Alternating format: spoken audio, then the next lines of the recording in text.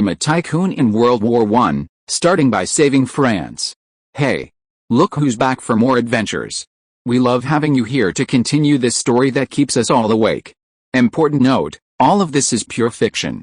So don't try any techniques you hear here in real life, your neighbor might call the cops. This amazing novel and all its rights belong to the original author. We're just the ones giving it voice and drama. Are you enjoying the show?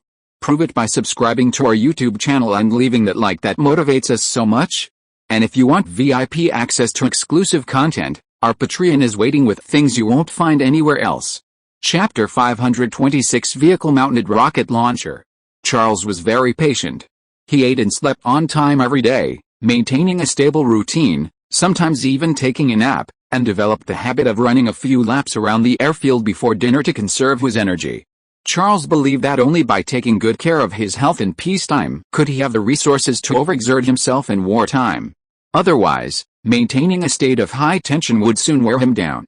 After all, there was still a long time to go. The 4-year war had only just ended a little over a year ago, and it wasn't going to end as soon as people thought. Tigeny was busy with various tasks, monitoring the situation at the Somme and gathering intelligence on Namur, while also busily organizing and training rocket artillery units. That evening, Charles had just returned to command post, drenched in sweat from his run, when Tigeny eagerly approached him. "Major General, aren't 2 rocket artillery regiments too few?" Rocket artillery regiments were organized using conventional artillery regiments, with 12 guns per battalion, meaning a rocket artillery regiment only had 36 guns. Meanwhile, the German army had deployed 5 artillery regiments in the Namur fortress, just in the river bend area alone, not even counting the 77mm guns in the infantry divisions. Charles took a towel from the orderly, wiped his sweat, drank some warm water, and replied, "The important thing is never the rocket launchers, General, but the rocket shells." Tigeny pondered for a moment, then understood. Rocket launchers are different from conventional artillery. They are not expendable but are fired and immediately moved, a tactic that maximizes their survivability. Therefore, the number of rocket launchers is not the key is the number of rocket shells available, which can be used to repeatedly bombard enemy artillery positions. Tigeny nodded and then asked, "So, what kind of vehicle should we use to tow the rocket launchers?" "I mean, if we need to fire and move," Charles countered, "why tow them?" Tigeny looked confused. "If we don't tow them, are we supposed to push them?" No, although we can push them, it's too slow. Follow me, General." Charles took his coat from the hanger, put it on, and then took the military cap from the orderly and put it on. December weather was already quite cold, and recent light rains had caused a sharp drop in temperature. Charles didn't want his health to suffer. He led Tigeny downstairs, through the passageways between buildings, and along a pebbled path. A few minutes later, they arrived at a warehouse. Several guards in a patrol stood at the door, who immediately saluted Charles and Tigeny upon seeing them. The patrol continued their patrol, while the guards at the door laboriously pushed open the warehouse doors on both sides and thoughtfully turned on the interior lights. Tigeny was somewhat surprised. As the commander of a mechanized division stationed at the airport, he was unaware of such a secret space right under his nose. Following Charles into the warehouse, Tigeny became even more confused. The spacious area contained over a dozen reconnaissance vehicles. Tigeny peered deeper, but saw nothing but reconnaissance vehicles, nothing else. The only difference was that the rear cargo beds of the reconnaissance vehicles were covered with tarpaulins, as if they were carrying something. Tigeny looked somewhat disappointed. He had expected some new equipment. Reconnaissance vehicles might be the envy of other units, but for Tigeny's mechanized division, they were standard equipment. Charles stepped forward and ripped off the canvas. As the canvas fell with a whoosh, Tigeny's mouth dropped open in astonishment, speechless. After a long while, he looked at Charles with a mixture of surprise and delight, excitedly saying, "Rocket launcher. It's actually a rocket launcher. You actually mounted a rocket launcher on a reconnaissance vehicle. A brilliant idea, Major General. You're a genius." It was indeed a rocket launcher. Charles had mounted a 107mm rocket launcher on an armored reconnaissance vehicle, making only minor modifications, removing the armor plating from the reconnaissance vehicle and replacing it with a rocket launcher, and adding a rotating mount to the rocket launcher. The image above shows the Katyusha rocket launcher. The rocket launcher combined with the 107mm rocket launcher in this article is not historically accurate, so this image is used as a substitute. The rocket launcher invented by the protagonist is more advanced. The Katyusha uses a rail, and the exposed rockets are prone to accidents. It cannot be operated while carrying rockets, otherwise they will fall off the rail. This method was eventually replaced by the tube-type launcher. As he spoke, Tycoon stepped forward, touching and examining everything, his eyes filled with amazement. He shook his head occasionally, muttering to himself, "This is insane, unbelievable." Combining two pieces of equipment into one, a completely new piece of equipment, Char nodded towards the rocket launcher and calmly asked, "Do you know the advantages of doing this?" Tycoon thought for a moment, then nodded heavily. "I can roughly guess, Major General. Compared to a towed launcher, it's simpler, more stable, and easier to control. More importantly, it's easier to deploy and can be moved to a new position more conveniently and quickly. My God, it's simply the perfect combination of guerrilla tactics." Charles inwardly praised this. While these things weren't secrets to Charles, a modern man, many generals during World War I were still fixated on offense, defense, and even cavalry, trenchments, and artillery, believing these could solve all war problems. Tycoon's ability to quickly summarize the advantages of rocket artillery was commendable. Charles thought this might be related to Tycoon's lack of practical combat experience.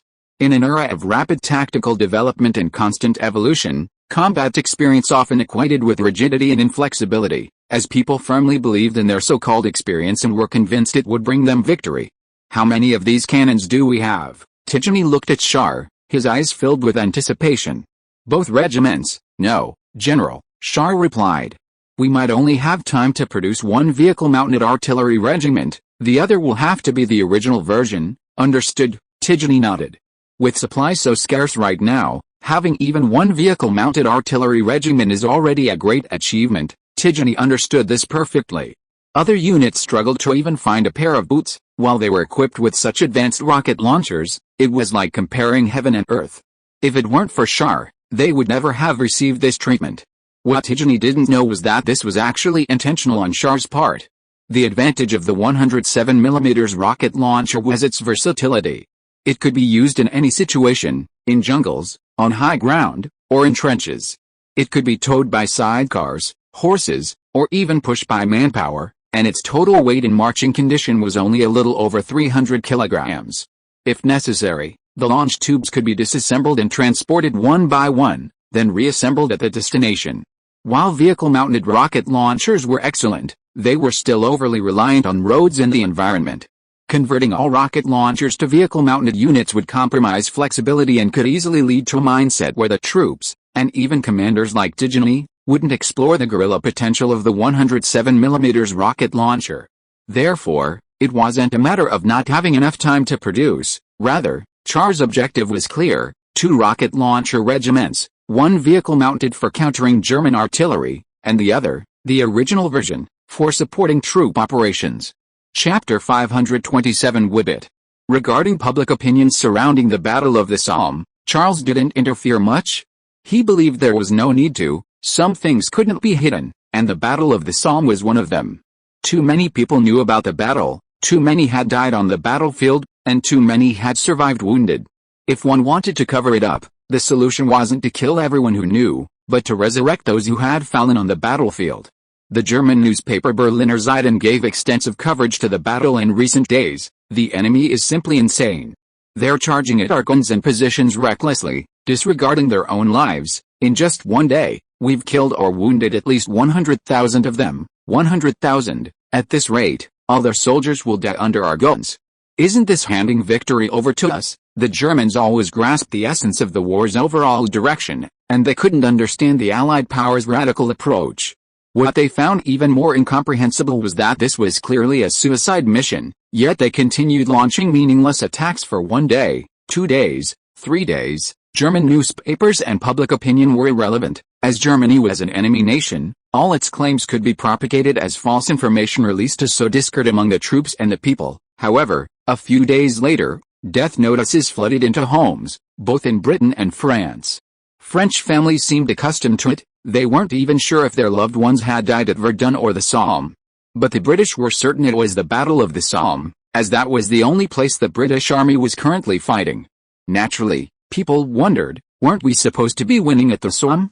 Why are so many people dead? And within days, many people around here received notices, meaning they all died in the last few days. What happened? Why did this happen? If it were only civilians, the matter might have been dropped, as no one would have bothered to tally the casualties. But among them were many aristocratic children. The casualty rate among Eton College students sent to the battlefield was a staggering 40%. The image above shows Eton College, founded in 1440. During World War I, it was a school for the nobility, with the vast majority of its students being nobles. European nobles were often related by blood, and even those without kinship were frequent friends, sometimes even nobles from enemy states.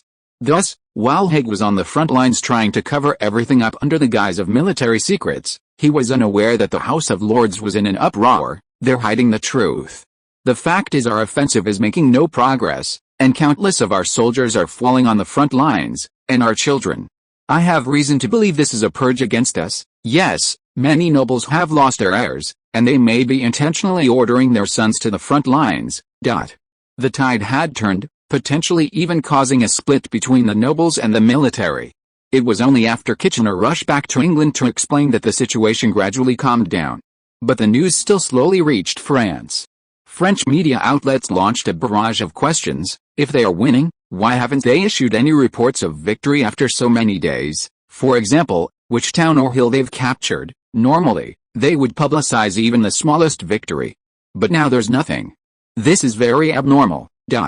North of the Somme, in the British command post, Haig was frantically staring at the map before him, along with a series of casualty reports thrown at him. For days, he had sent his 20-odd divisions into battle, and even his 3 cavalry divisions had suffered heavy casualties, yet they couldn't break through the enemy lines.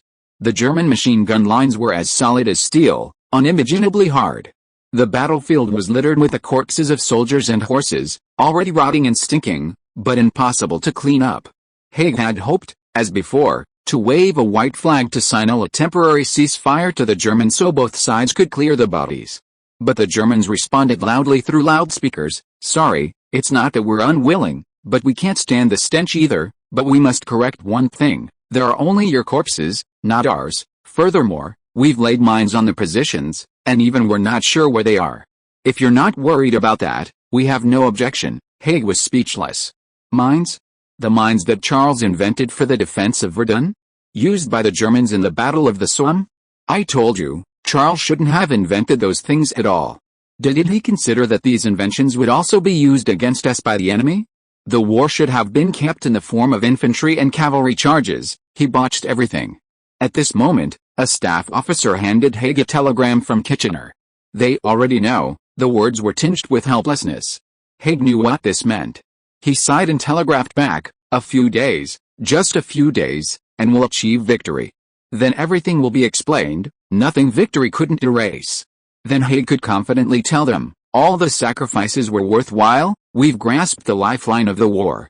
They are respectable people, we will forever remember their sacrifices and contributions." Just a few words would make people forget these terrible casualty figures. However, Kitchener didn't think Haig could do it. "Are you sure?" Kitchener's reply was simple. "Yes," Haig answered confidently, "the Germans are collapsing, it's a matter of who can hold out until the end, we can't give up." Actually, Haig wasn't entirely confident either, he hoped for a miracle. "Come on, Douglas," Kitchener said, "we have tanks, I think you should use them." The British did indeed have tanks. They drew inspiration from Charles's tanks and produced their own Whippet tanks. The image above shows the Whippet tank, developed by Britain in 1917. It lacks a rotating turret but has machine guns on all 4 sides, eliminating blind spots. Haig hesitated for a moment. Using tanks would mean admitting his theory was wrong, and even victory wouldn't defeat the Charles. At this moment, Kitchener sent another telegram, "I know what you're thinking. Nothing else matters, only victory, Douglas. Otherwise, we will all be held responsible." Though the words were light, the tone was heavy. Responsible meant being ousted. Haig then realized the gravity of the situation. The rivalry with the Charles and the issue of face were unimportant. Besides, those were British tanks, not the Charleses. However, could tanks truly save the war? The notion of chivalry and nobility saving the nation among British nobles during World War I is inaccurate. The tradition in European countries was that nobles monopolized education and warfare. Dozens or hundreds of knights formed a nation that exploited hundreds of thousands of uneducated, unarmed peasants who didn't know how to fight. In the eyes of the British aristocracy, war also meant power and wealth. Only by actively participating in war could they occupy the highest echelons of the state and determine the fate of the common people. The advent of firearms allowed an uneducated commoner to easily kill a well-educated and well-equipped noble knight, ultimately solidifying the aristocratic model of rule. World War I can be seen as the aristocracy's last attempt to rise again. Chapter 528 No Dignity. A thick morning mist hung in the air, the clouds cold and still. The once tranquil Somme plains were now scorched earth, the wind carrying the stench of gunpowder and corpses. Sunlight filtered through the thin mist, refracting into spots of light that dappled the bodies in the no-man's land, startling away the groundhogs that were feasting and tearing at the carcasses. The British attack and bombardment finally subsided for a few hours that night, but neither side truly relaxed. Everyone knew that the brief respite was merely a prelude to a better attack. "Cheer up," Colonel Ralph, commander of the 21st Infantry Regiment, shouted to his drowsy men. He complained, "These bastards don't think the British will let us off so easily, Colonel." Someone responded, "Aren't they the ones who won't let themselves off the hook?" The soldiers burst into laughter. They hadn't expected the British to launch such a suicidal charge. Ralph retorted expressionlessly, "You've noticed that too. So, you just assumed the British would be foolish enough to keep doing this. This is war, gentlemen. To survive and win, they have to change." Ralph nodded towards the other side. "That's why they were so quiet over there, so, you should be more vigilant and prepared for battle, instead of just scoffing at the enemy like this. Otherwise, they'll teach you a lesson you won't get a second chance, because you'll be dead. These guys, they don't know how to empathize with the enemy." Reminded by Colonel Ralph, the soldiers' faces turned serious. They silently checked their equipment and prepared for battle, some whispering among themselves, "Guess how the British will attack next? Who knows, maybe they'll bring in Charles's troops." These words instantly startled the German soldiers. They stopped what they were doing and looked at each other in fear. They should have brought Charles's troops long ago. Charles always found a way to win on the battlefield, which meant defeat and death for the Germans. Suddenly, the rumble of engines sounded from the opposite side. Colonel Ralph listened carefully, turned around, and shouted, "Tanks! They've sent tanks!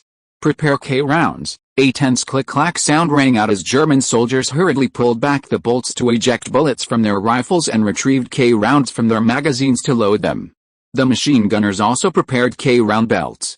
But their faces remained pale. Everyone thought it was Charles's troops arriving, and that K rounds would be useless against Charles's tanks. Before they could prepare, a loud boom was heard, and tanks surged out of their bunkers, their tracks rattling, crushing the corpses in the no-man's land and splattering dark red blood, the stench instantly filling the entire space. At this point, the German soldiers breathed a sigh of relief, some even cheering, "That's not Charles's tank." What came up were British Whippet tanks. Commanding this unit was Captain Bernard Lamonti, commander of the 5th Infantry Brigade of the 4th Army. The image above shows Bernard Lamonti, alias, in 1915, the son of a clergyman, a noble officer. The British wartime promotion system was quite chaotic. Many officers held important positions during combat but never received a promotion. Monti's rank was gradually increased after the war. I personally believe this was due to severe bureaucracy. Promotion required a complicated set of approval procedures. While the rate of death on the front lines was too rapid, creating a serious imbalance, Monti was somewhat flustered. He had never commanded a tank before. He hadn't even learned that Britain had tanks until the previous night.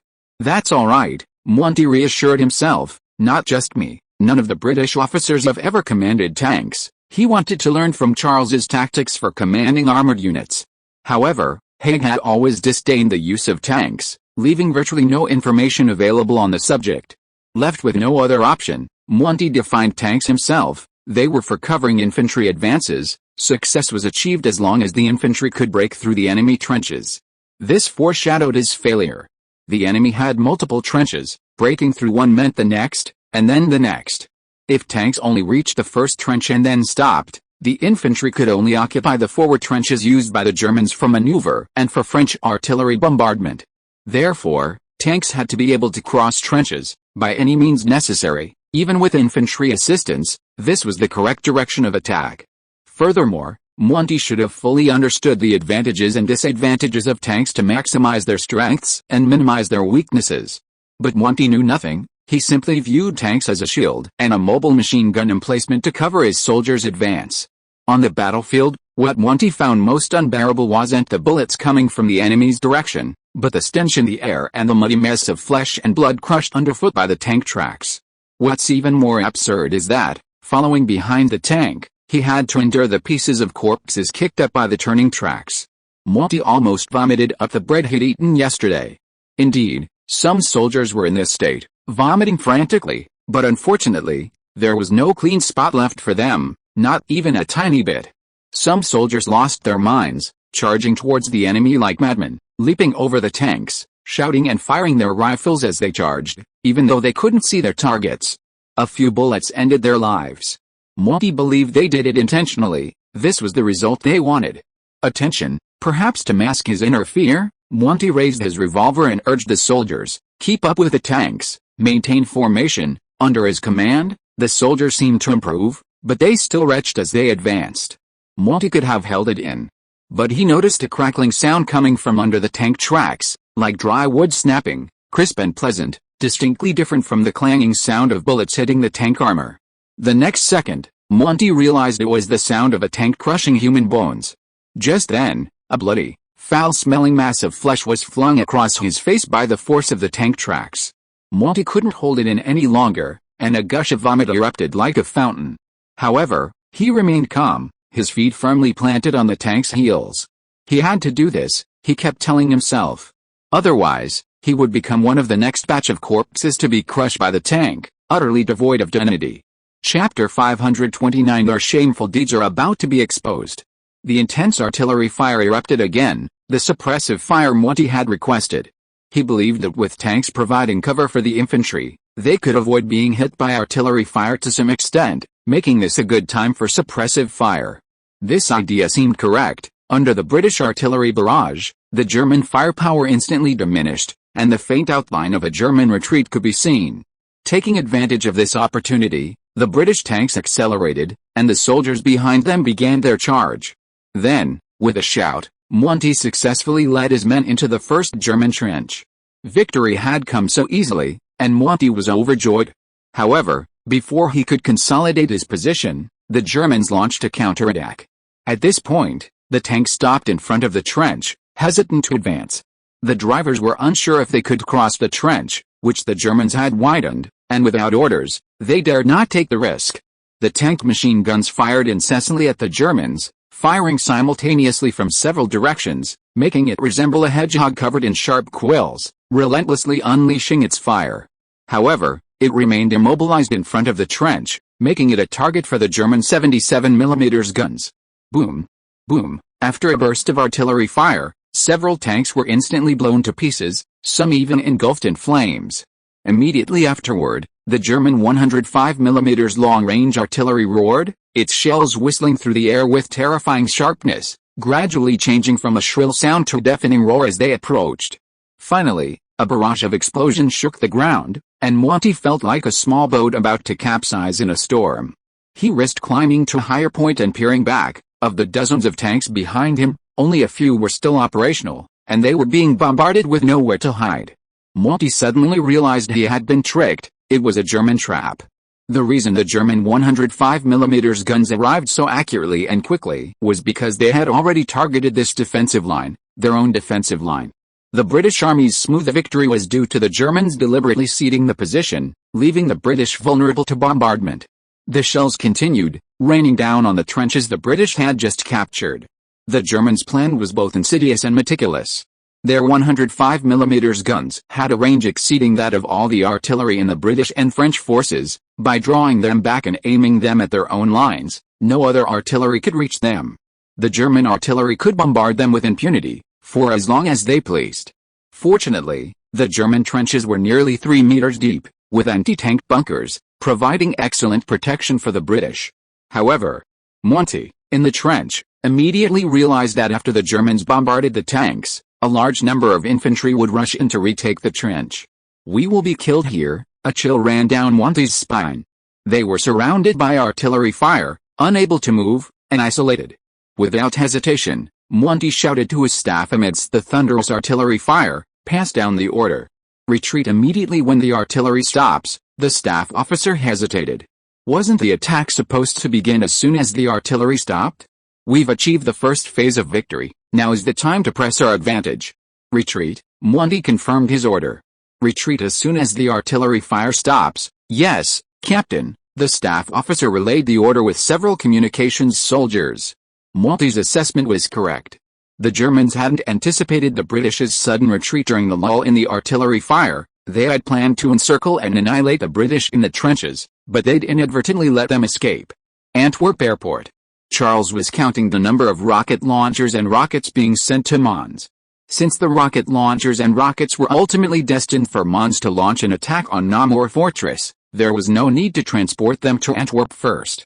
This was not only redundant but also easily exposed their strategic objectives. As for the rocket launchers and rockets already delivered to Antwerp, they were for troop training and as reserves. 2 rocket artillery regiments were mostly in place, but the number of rockets was slightly insufficient, with only a little over 20,000. Steed was puzzled. "Major General, over 20,000 rockets far exceed the ammunition capacity of 2 artillery regiments." He was calculating based on the ammunition capacity of French howitzers, 2 regiments with 72 guns, each with 100 rounds of ammunition, totaling 7,200 rounds. Charles replied, "You seem to have forgotten that a rocket launcher has 12 launch tubes, Mr. Steed." Cold sweat instantly streamed down Steed's forehead. This meant that over 80,000 rockets were needed for a single ammunition capacity. Charles wasn't sure exactly how many rockets were needed. It depended on how many artillery pieces the Germans deployed at Namur Fortress and the actual combat effectiveness of the rockets. However, producing more rockets was certainly a good idea. Even without launch tubes, they could simply be mounted on sandbags in front of the position and connected to batteries to fire. Just as Charles was calculating how many rockets to allocate to the 2 rocket artillery regiments, Tigny came out with a telegram. "Good news, the Germans are reinforcing the Somme. They've withdrawn at least 2 artillery regiments from Verdun, and there are signs of movement at Namur Fortress, but it's unclear how many troops have been transferred." Charles grunted in agreement, continuing his calculations on the paper. The Germans should have withdrawn more troops from Namur Fortress. After all, the French strategic intent to attack Namur had been exposed, and mainstream generals, including Kitchener, Haig, and Nivelle, were deeply embroiled in a public opinion trap of using someone else to do their dirty work. Furthermore, with the Anglo-French forces fully engaged in the Somme offensive, it was virtually impossible for the French to attack Namur. So, what was the point of leaving the artillery at Namur? "This might be related to the British deploy in tanks," Tigny said. "They've put pressure on the Germans." "Tanks?" Charles stopped what he was doing and looked up at Tigny. "Yes," Tigny handed Charles a newspaper, a hint of smugness on his face. "Your intelligence isn't always so timely, Major General." Charles took the newspaper and glanced at it. The headline prominently read, "British Army deploys new tank on the battlefield for the first time and achieves a major victory," accompanied by a photograph of the tank. Charles immediately recognized it as the British Whippet. It was a very interesting tank. The British believed that as long as there were machine guns in 4 directions, a rotating turret was unnecessary. Even more extreme, they believed this tank could fire simultaneously from 3 directions, thus possessing far greater firepower than a rotating turret. Note, the Whippet typically had a crew of 3, driver, commander, and machine gunner. Normally, 1 machine gunner would operate all 4 machine guns in rotation. In extreme cases, an additional machine gunner could be added, allowing 3 machine guns to fire simultaneously with a commander. Charles smiled coldly. Their dirty laundry is about to be exposed. The tank's victory or defeat was too obvious. The soldiers had seen it all, and it couldn't be hidden. The British, preoccupied with appeasement, failed to consider the potentially dire consequences. Tigny stared at Charles in astonishment. "A disgraceful affair? What disgraceful affair?" Chapter 530. They tried to cover everything up. Reports of British casualties were actually being relayed intermittently from Britain and even Germany to France. However, the French public wasn't particularly interested. What did the number of British deaths have to do with France? Many people, though unspoken, secretly gloated. The more British deaths, the greater France's greatness and pride would be. Of course, this was only the opinion of a small minority. The majority in mainstream media believed the news was a deliberate rumor spread by the Germans to undermine the morale and confidence of the Allied powers. Even with a massive influx of wounded soldiers back from the front lines nearly collapsing the medical system, they still believed it. They had their own set of arguments. War inevitably results in death. With such heavy casualties, the enemies must be even greater. That's war. It's a drain on human lives. It's about who can hold out until the end. We cannot compromise. We cannot give up. We must fully support our army. In this era before television and radio were widespread, when newspapers were the primary medium, information spread mostly by word of mouth. If the government deliberately concealed information, it was difficult for people to know what was happening on the battlefield. Despite the surviving wounded soldiers' repeated complaints, the casualties at the front are heavy. There are dead bodies everywhere. The enemy's firepower is too strong. We can't even get through. My entire unit is wiped out. Only a few of us have returned. These were isolated cases, not the whole picture, and there was no definitive figure. The government had never released an accurate count. If this continued, the massacre on the Somme battlefield could easily have been concealed until months later, when over 600,000 men had been lost for a negligible victory. Then, the casualty figures would be drowned out by the cheers of victory. But this was shattered by the appearance of the British Army's new tanks. In the pursuit of the news, newspapers spared no expense in buying the latest and most complete information from soldiers, and reporters risked their lives to infiltrate medical and logistical departments, even carrying stretchers, all to get a picture of the new tanks at the front. However, the facts they discovered shocked everyone. There was no victory at all. All the tank wreckage remained on the original front lines, along with countless corpses. The British Army had not advanced a single step, not even a small one. French newspapers had no reason to hide the truth from the British. Battlefield photos quickly appeared on the front pages of major newspapers. Le Matin. Unbelievable. This is hell. We've been fighting for over a year, and we've photographed many battlefields, but this is the first time we've seen such a massacre, accompanied by a picture of corpses strewn across the ground and tank wreckage in the distance. Le Petit Paris. Terrible. Is this war? Or a one-sided massacre? Yet, the soldiers are still charging towards the enemy lines under orders. I'm not sure if it's wise, or what tactics it is, but I know it's pointless. Accompanied by a photo of British soldiers struggling to charge through a hail of bullets. Le Figaro. We would have preferred this to be a contest of gentlemen, but what we see is the fragility and cheapness of life. Thousands of soldiers are dying here without dignity. Accompanied by a close-up of a corpse lying in the no-man's land, rotting and swollen, its face partially eaten away by gophers, revealing the white bones, its belly bulging high. A small caption below the image reads, "After a person dies, the decomposition of microorganisms in the body produces a large amount of gas. If this gas cannot be expelled normally, it will accumulate in the body, causing the abdomen to swell. Soon it will burst, and the putrid contents inside will splatter everywhere." Frontline soldiers call this phenomenon corpse explosion. They are used to it. In the dead of night, if there is no artillery bombardment, the sounds of corpse explosions will rise and fall. Le Figaro is an aristocratic newspaper. Those noble gentlemen, rising early in the morning, leisurely drinking coffee in their pajamas, casually picking up the newspaper while enjoying a delicate breakfast, would see such images and these captions. They could even feel the exploding filth splattering into their food. The coffee and sauce were black, as were the thick, sticky, steaming chocolates. Le Monde wisely chose not to be the first to speak out. It continued to educate readers on how to avoid amputation due to trench foot in damp, waterlogged trenches. However, this seemed of little use. Many people intentionally developed trench foot, because the horrors on the front lines far exceeded amputation. The journalists weren't fools. They quickly realized, if the British casualties were so high on the same front, did that mean the French casualties were similar? If the British were concealing the truth, was Niveler doing the same? Naturally, the condition of the French positions was also photographed, showing a situation comparable to the British. The key point was that despite such heavy casualties, the front line made no progress. People understood, they're lying, they're trying to cover everything up, there was never any German trickery, the Germans were telling the truth, they're just trying to cover up their incompetence, soldiers are dying meaninglessly and without dignity, they're murderers. The public and celebrities demanded that the French government release casualty figures and the true situation on the battlefield. The government organized parliamentary discussions, and under pressure, Parliament further pressured the military. Ultimately, The ball was passed to the French commander-in-chief, Niveler. On the south bank of the Somme, Niveler, personally commanding from the front, was troubled by the telegram from the government. This wasn't just about French casualties.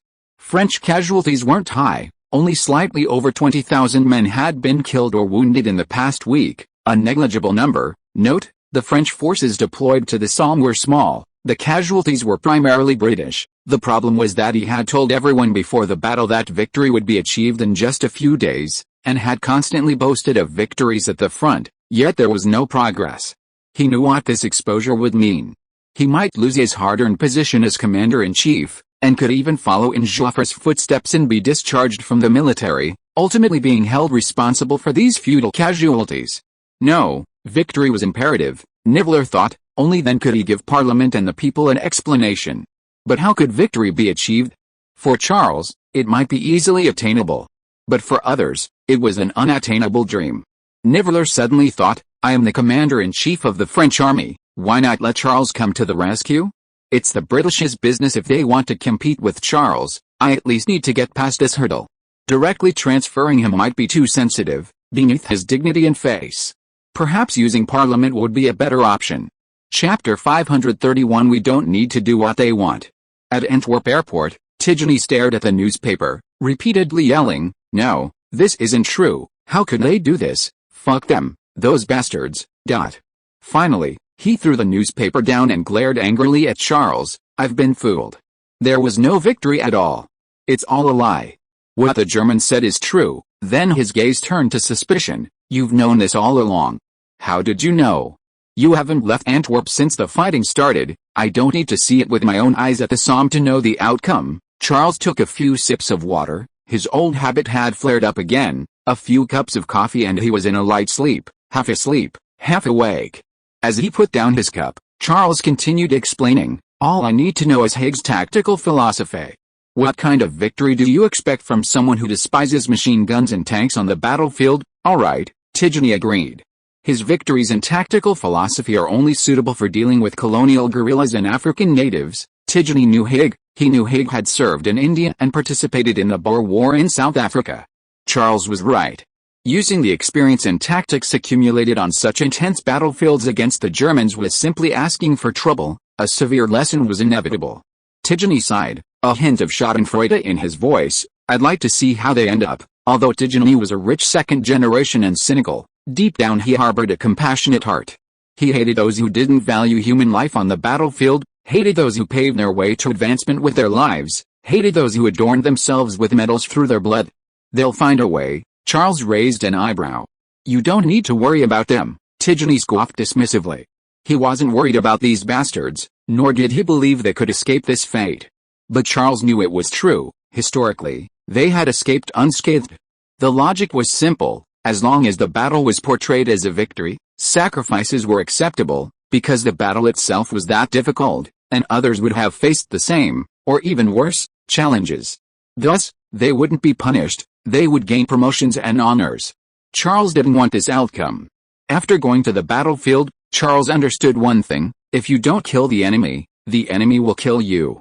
Niveler, Haig, and Kitchener were all on Charles's blacklist because they wanted to use their power to kill him. Therefore, as long as they held power, Charles could not be safe.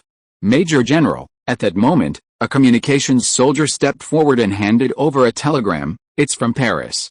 The Parliament hopes you can take some time to return. They say they need to discuss something with you. Charles smiled slightly, took the telegram, and waved it at Tigeny. Look, here's their plan. Tigeny was taken aback, then understood.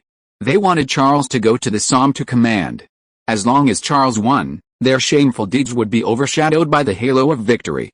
You won't do that, will you? Tigeny looked at Charles, his face full of opposition, but soon hesitated. Only Charles could stop these pointless sacrifices, even if he would be used by these shameless bastards, he could save thousands of lives. Charles didn't answer. He calmly ordered the communications soldier, reply, I need 3 days to finish my work. Glancing at the calendar on the table, he added, I will arrive on time on the morning of the 6th. Yes, Major General. Tigeny's eyes remained fixed on Charles. He wanted to know what Charles would choose. Charles replied helplessly, we don't need to follow their ideas, General. For example, You should secretly send troops to Mons now and prepare for battle, Tigny exclaimed. Oh, in sudden realization, good idea, Major General. 3 days later, the House of Representatives at Bourbon Palace was as lively as ever. The House of Representatives was far from quiet during this period, debating Niveler's alleged concealment of battle information. Niveler should be held responsible. It's unbelievable that the commander-in-chief would consistently exaggerate his achievements. No, it's about troop morale and public confidence. Many things are best left unsaid during wartime. That's not the same thing.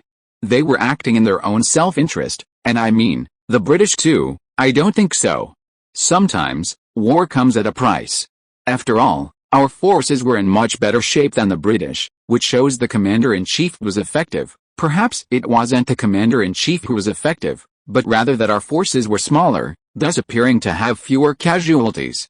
5 divisions, over 80,000 men, and over 20,000 casualties, can that be called much better? Anything can be justified, and military theory lacks standards and quantification. No one can definitively say whether this approach was right or wrong. Therefore, the members supporting Niveler continued to argue back and forth with the others, despite the overwhelming evidence of his exaggerated achievements. At that moment, Charles pushed open the door and walked in. The conference room fell silent instantly, everyone turning to stare at him. Charles, now quite adept, strode to the front of the stage, politely removed his general's cap, rested it on his forearm, and bowed slightly. My apologies, gentlemen. I'm late. I was surrounded by reporters as soon as I got off the plane. They made me want to surrender. The members of parliament burst into laughter. Charles, invincible on the battlefield, was surrendering to his own countrymen's reporters? They must be spies hired by the Germans. Minister of War Gallieri, representing the government's observers, was seated behind the podium. He was pleased with Charles's composed demeanor. This man had grown up without him noticing. He seemed somewhat unfamiliar, yet still possessed a ruthlessness he hadn't shown before. Perhaps the battlefield, the business world, and the political arena had honed his sharpness. Your Excellency, Major General, a member of Parliament rose and cut to the chase. I've brought you here from Antwerp for this meeting today because of something very important. You've heard about the situation at the Somme, haven't you? While some irregularities and unsatisfactory circumstances have arisen, we all agree that now is not the time to assign blame. The important thing now is to solve the problem, that is, how to change the stalemate of the Somme campaign. Charles interrupted the member of Parliament. I know what you're trying to say, but I'm sorry, I may not be able to do it. A commotion erupted in the room. Even Gallieni was surprised. Some had guessed Charles would refuse. After all, cleaning up the mess left by the opponent was something no one would willingly do. But no one expected Charles to refuse so decisively and resolutely. No, you can't do that. A member of Parliament immediately began to morally blackmail them. That concerns the lives of many soldiers. You are ignoring their deaths. I didn't order them to charge. Gentlemen, Charles replied coldly. You should use that question to question the generals who gave the orders. The member of Parliament was speechless. After all, if one didn't want to sacrifice themselves, they could simply order the soldiers to stay put. Besides, Charles added, the reason I can't is because my battle has already begun. He stood tall and proud, his voice low but his tone heavy. My army is attacking Namur, and I must command a battle in that direction with all my might. Everyone present was shocked. Some were so startled that they dropped their canes from their chairs. Chapter 532. After a long silence, Gallieri, sitting behind him, asked angrily, so, the order to attack Namur fortress is real? As the Minister of War, he hadn't known. When he asked Nivelle, he was told, there's no such attack plan, it's all a rumor. How could they do such a thing? Charles turned to look at Gallieri, a hint of gratitude in his eyes. Only he was immediately enraged. Most others were astonished, while others remained calm, those in the know. Armand, accustomed to sitting in the front row, even wore a smug look, for this meant a large number of opposing members of Parliament related to this matter would be forced to resign. Charles turned back, his gaze sweeping across the room, and nodded slightly. Yes, there was indeed such an order. The meeting room erupted in commotion. This proved that Nivelle had lied again. This wasn't a rumor at all. They had indeed tried to use the Germans to kill Charles and his troops. A member of Parliament who knew the truth retorted from below, wasn't this order already cancelled? All eyes instantly turned to the speaker, a socialist member of Parliament. Only then did he realize he had exposed his identity as an insider, even a participant. He hurriedly lowered his head, trying to avoid the gazes of others, but it was too late. Several snickers echoed in the meeting room. Party leader James gritted his teeth and cursed inwardly, "This fool." One sentence dragged Schneider into the fire. Charles smiled, his tone humorous. "Yes, I did receive the order to cancel the mission, and also the order for strict secrecy, but I was already prepared to attack. Moreover, the order to cancel the attack was made under public pressure, which I don't believe was the superior's intention." "What do you think?" Laughter erupted in the meeting room. Of course, this was not the superior's intention. The superior's intention was to have Charles die on the battlefield. Charles continued to explain, "As for strict secrecy, once the battle has begun, there is no question of secrecy." Gallieni nodded to himself. Charles's actions couldn't be described as watertight. His attack on Namur Fortress was, strictly speaking, a disobedience of military orders. However, no member of parliament would condemn a general who was on the front lines and had a chance of victory. Otherwise, he would be seen as not wanting France to win. Sure enough, no member questioned Charles's disobedience to orders. Armand, intending to delve deeper, stood up and asked, "General, I've heard that the Namur Fortress is unsuitable for your armored forces to attack. Is that true?" Armand believed it was crucial to confirm that Niveler's faction had framed Charles, so whether Namur was suitable for Charles's forces to attack was important. The other members of parliament turned their attention to Charles.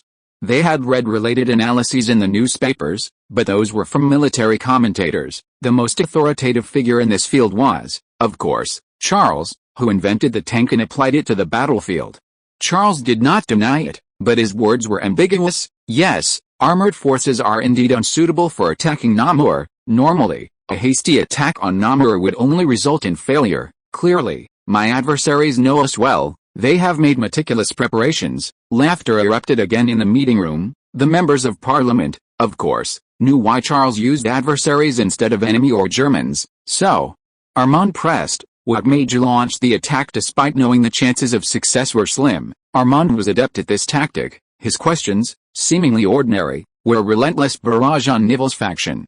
He was striving to create the atmosphere that Charles was in extreme danger, only to find a way to attack by sheer luck. Charles understood Armand's intention, and he cooperated by feigning lingering fear. "Initially, I was completely clueless.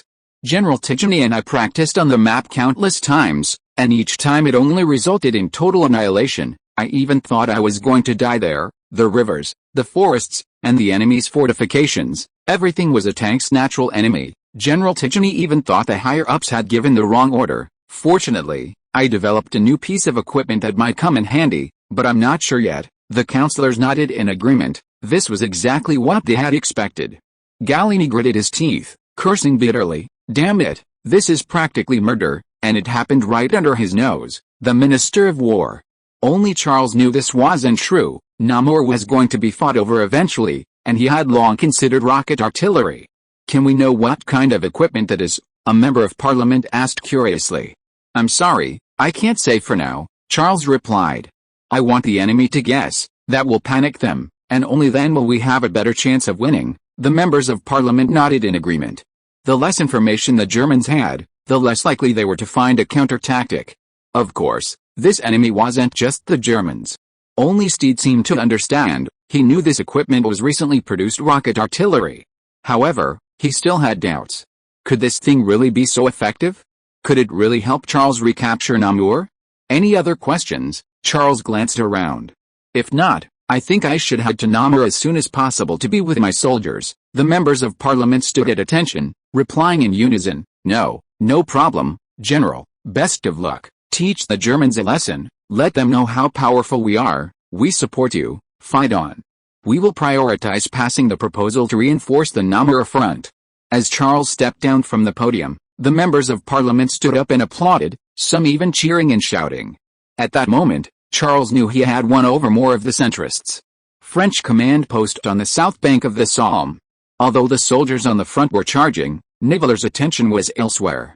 The front didn't need command, because the so-called command was really just one sentence: attack, at most, a few words of encouragement and unrealistic visions. He paced anxiously outside the communications room, where the shouts of the communications officer into the telephone and the beeping of the telegraph could be heard constantly. Niveler awaited the parliamentary results, wondering if Charles would be willing to take command.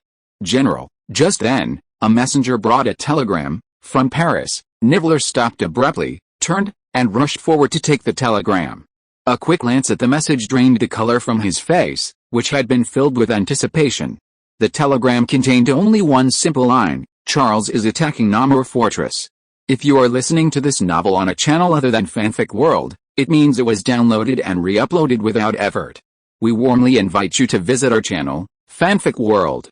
There you will find the original version of this story and many other novels of various genres. We look forward to seeing you dive into a world of incredible novels. Chapter 533. They have at least 10 artillery regiments. Namur, Belgium. This city of hundreds of thousands has an architectural style slightly different from other Belgian cities, resembling more like Florence, Italy. However, this city, with its many charming bridges, canals, and castles, suffered greatly from the ravages of war due to its strategic location. The image above shows Namur's architecture. On this day, Namur awoke as usual to the morning mist and the sound of church bells. Pedestrians gradually filled the cobblestone streets. A patrol of fully armed German soldiers, weary and with uneven steps, passed by. Pedestrians quickly gave way, and bicycles stopped, casting wary and fearful glances at the Germans. Only after the patrol had gone did people breathe a sigh of relief and continue their journeys. They greeted each other with smiles. But observant people would easily notice a subtle disappointment in their eyes and actions. They were disappointed that the war hadn't reached Namur. When news arrived that Charles's troops were about to attack Namur, people appeared calm on the surface, but secretly spread the word. Did you know? Charles's troops are coming here, are you sure? Is it really Charles's troops? Yes, absolutely sure.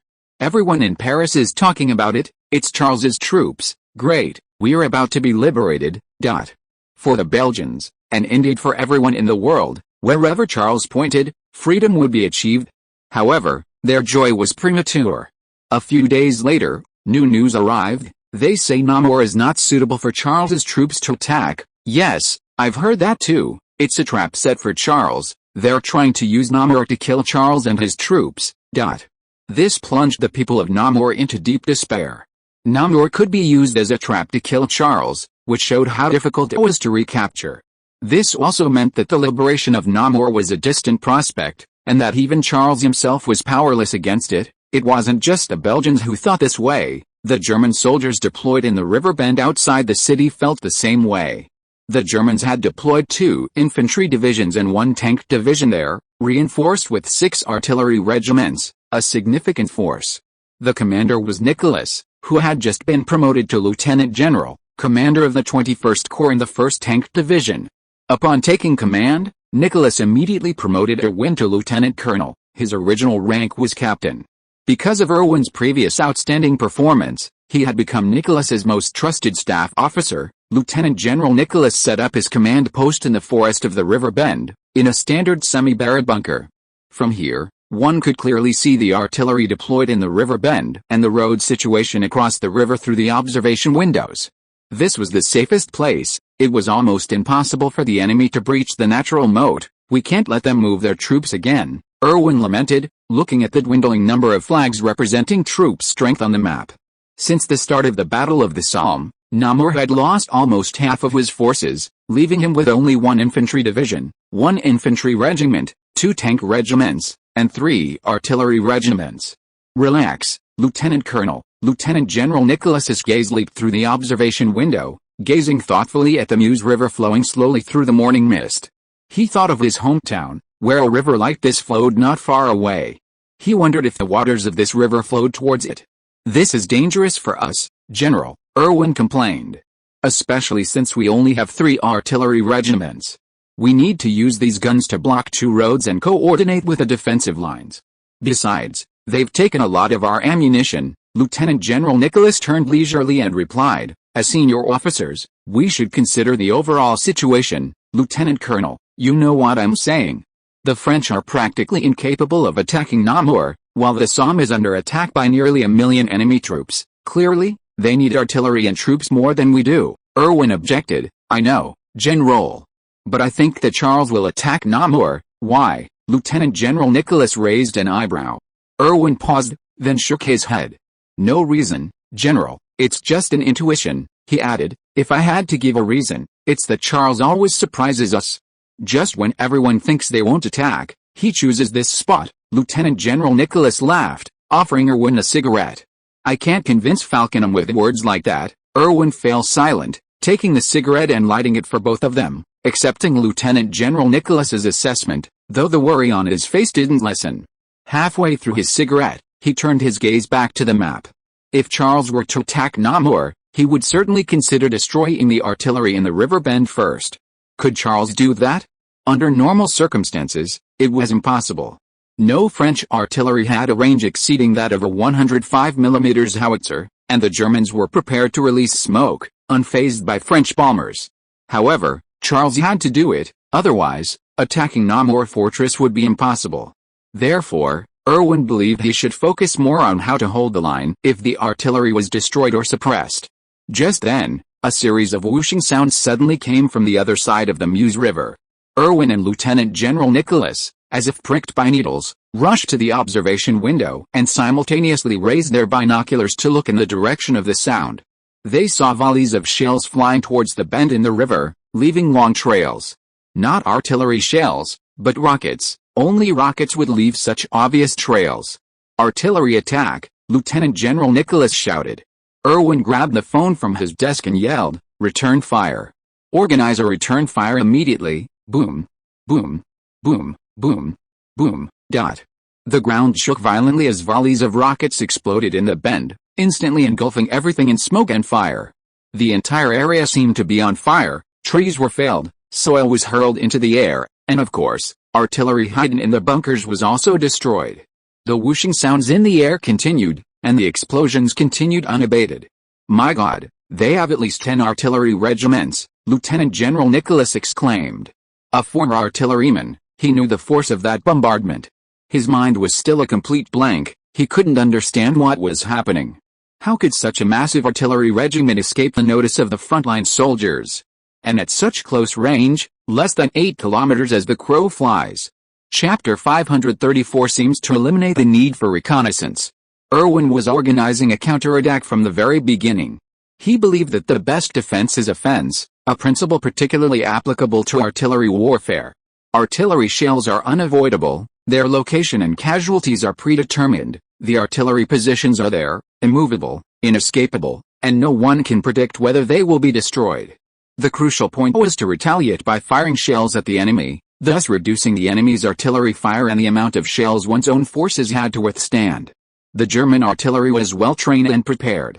Artillery observers, even before receiving orders, immediately observed enemy artillery positions and transmitted the data to command. Note, calculating the location of enemy artillery positions requires at least 2 groups of artillery observers spaced a certain distance apart.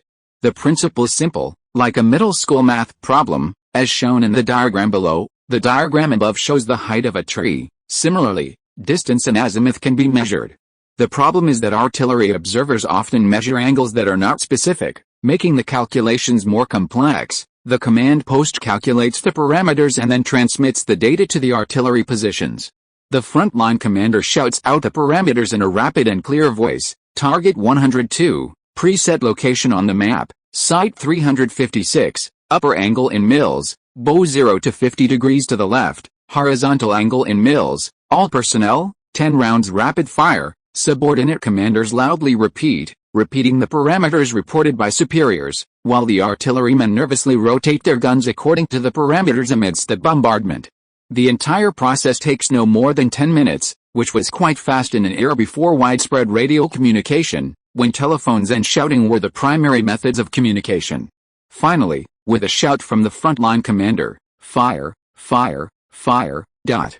Dozens of surviving artillery pieces roared towards the enemy artillery positions. Boom boom boom, boom boom boom boom, dot. The German artillerymen, seasoned veterans, fired shells precisely near the target positions. Artillery observers reported excitedly over the phone, hit, hit. Irwin felt it wasn't enough and immediately fired 5 more rounds in rapid succession. Boom boom boom, this time the impacts were even more concentrated, blasting the target positions into bursts of fire and smoke. However, after the artillery fire and explosions, there was nothing. The surroundings were eerily quiet, With only the howling wind carrying swirling smoke and the occasional cries of the wounded, artillerymen injured by enemy rockets. At least a dozen artillery pieces were damaged in the bombardment, some still ablaze, threatening to cause a larger disaster if not extinguished promptly. These matters were to be handled by their subordinates. Lieutenant General Nicholas and Irwin exchanged bewildered glances in the command post. This was highly unusual. Artillery battles, once initiated, were usually a back-and-forth, relentless barrage, with the faster side gaining the upper hand until the other side could no longer hold out and fled. But now, there was no sign of the other side retaliating. "They've escaped." Irwin peered through his binoculars towards the opposite side, but saw nothing but smoke and trees. "Impossible." Lieutenant General Nicholas shook his head. 10 artillery regiments, they have no reason to flee. The hide-and-run tactic certainly existed.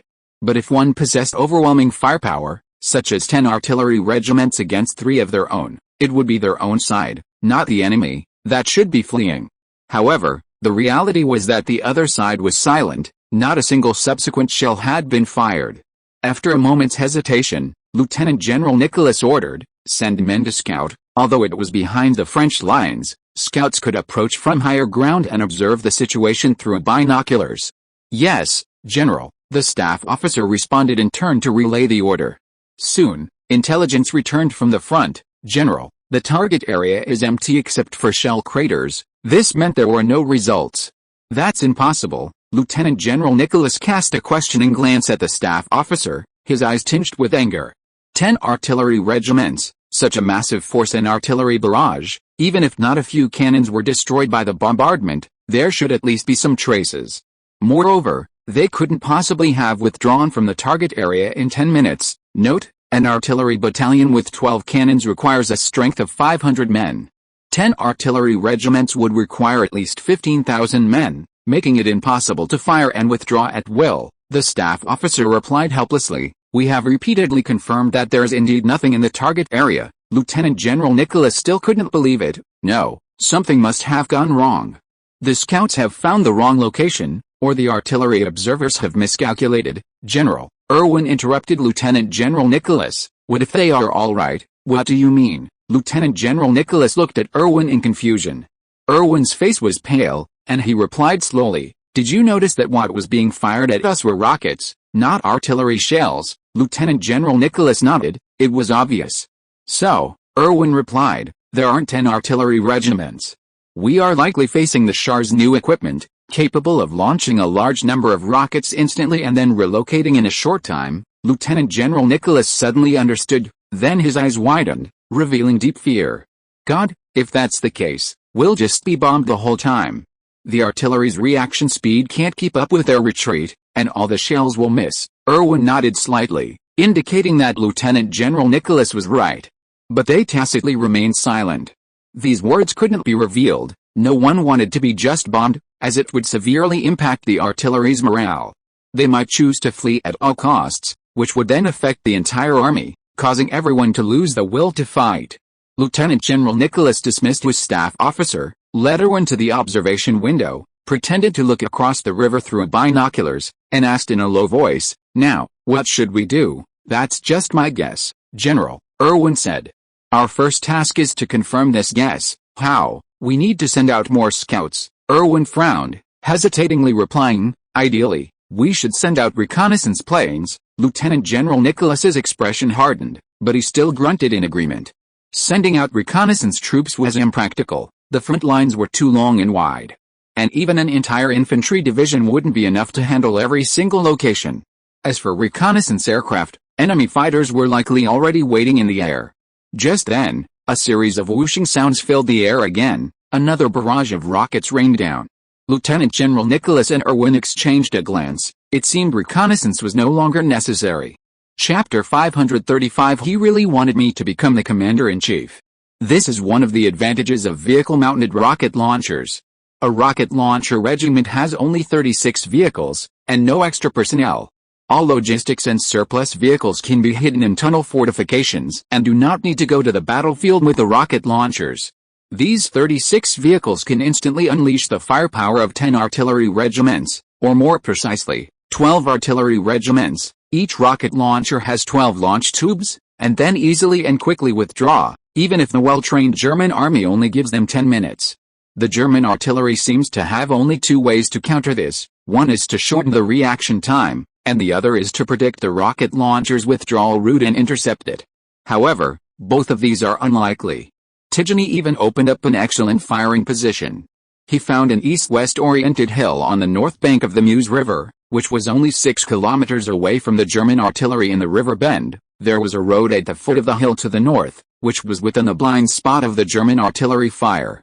The rocket launchers could safely use the road to move, hide, replenish ammunition, and rest. North of the highway lay a vast grassland.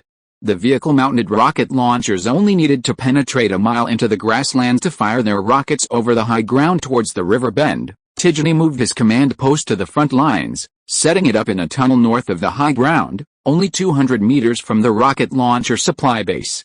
This was not only to facilitate commanding the rocket artillery regiment, but more importantly, Tigeny wanted to witness the rocket artillery's miracle. He even prepared a camera beforehand, following the launchers in his sidecar motorcycle during the first launch. Tigeny euphemistically called it taking close-up photos. Although he was mentally prepared, the spectacular sight of the rocket launchers still left him speechless. Streaks of fire erupted from behind the launch tubes, and the rockets, with a whooshing sound, soared into the sky, instantly enveloping the surroundings in thick smoke. The grassland behind the launch tubes was ablaze, and the bare ground was scorched black. All of this happened within minutes. Soon all the rockets were fired, and everything returned to calm. Tigeny hesitated for a moment, then, reminded by his staff, suddenly remembered that the rocket artillery needed to fire and withdraw quickly. Retreat, Tigeny shouted, jumping onto his sidecar motorcycle and evacuating. Thanks to the open grassland and multiple pre-prepared retreat routes, the rocket artillery regiment reached safety in just 5 minutes. It wasn't until Tigeny returned to the road and raised his camera again that German shells rained down, one after another, blasting craters into the empty grassland. Tigeny quickly snapped photos of these precious moments, sighing sarcastically, "You hit very accurately, but they were innocent." The rocket artillery regiment's job was simply to repeat this operation from one artillery position to another. Each firing cycle could launch 432 rockets, totaling 8,640 rockets a day with 20 firing cycles. Furthermore, rockets don't rely on chamber pressure or rifling, resulting in a much longer lifespan than traditional artillery.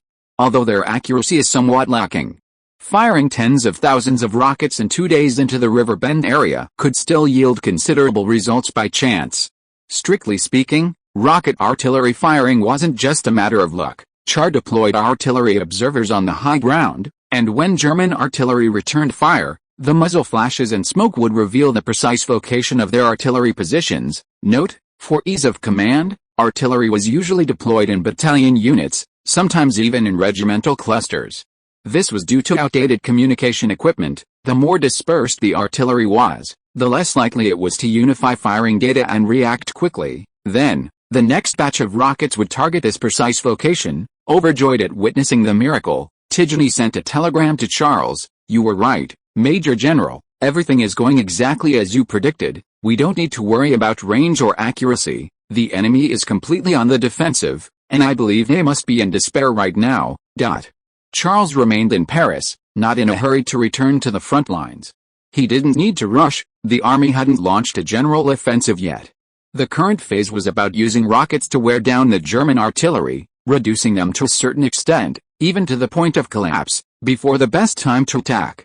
If he ordered the armored units to advance now, the German artillery could completely ignore the inaccuracy of the rocket artillery and choose to aim their guns at the tank formations. Charles sat in the conference room of the Ritz Hotel, holding a cup of hot water by the fireplace, waiting quietly. Traveling in an open-top plane in winter wasn't a pleasant experience. Despite wearing many layers, Charles was still shivering and hadn't recovered yet. Hot water was a good thing. It quickly warmed his body and then circulated throughout his body via the bloodstream. Not long after, there were several knocks at the door, and then a forlorn-looking Foch appeared in the doorway. "Hey, Major General," Foch said, shaking hands with Charles, a hint of envy in his eyes. "General." Charles respectfully rose to greet him, waiting until Foch was seated on the sofa before sitting opposite him. "What brings you here?" Foch joked. "You don't want me to be your advisor, do you?" Charles didn't need an advisor. And no one could be, especially Foch, the founder of the offensive theory. However, Charles replied sincerely, "If you're willing, it's always possible, General." Foch's eyes lit up. He was tempted. Foch wasn't the type to be vain, although he cared about his reputation. If he could stay in the army and continue commanding troops in battle, he was willing to give up everything. However, Charles added, "But I don't think you should just be an advisor, General." Foch chuckled self-deprecatingly. "You've become more eloquent in the past month." Foch implied that Charles was being insincere. Charles clearly didn't want him to be an advisor, yet he insisted on saying shouldn't just be an advisor. "I'm serious, General." Charles pushed the prepared hot coffee towards Foch, answering calmly, "I think you're more suited to be Commander-in-Chief."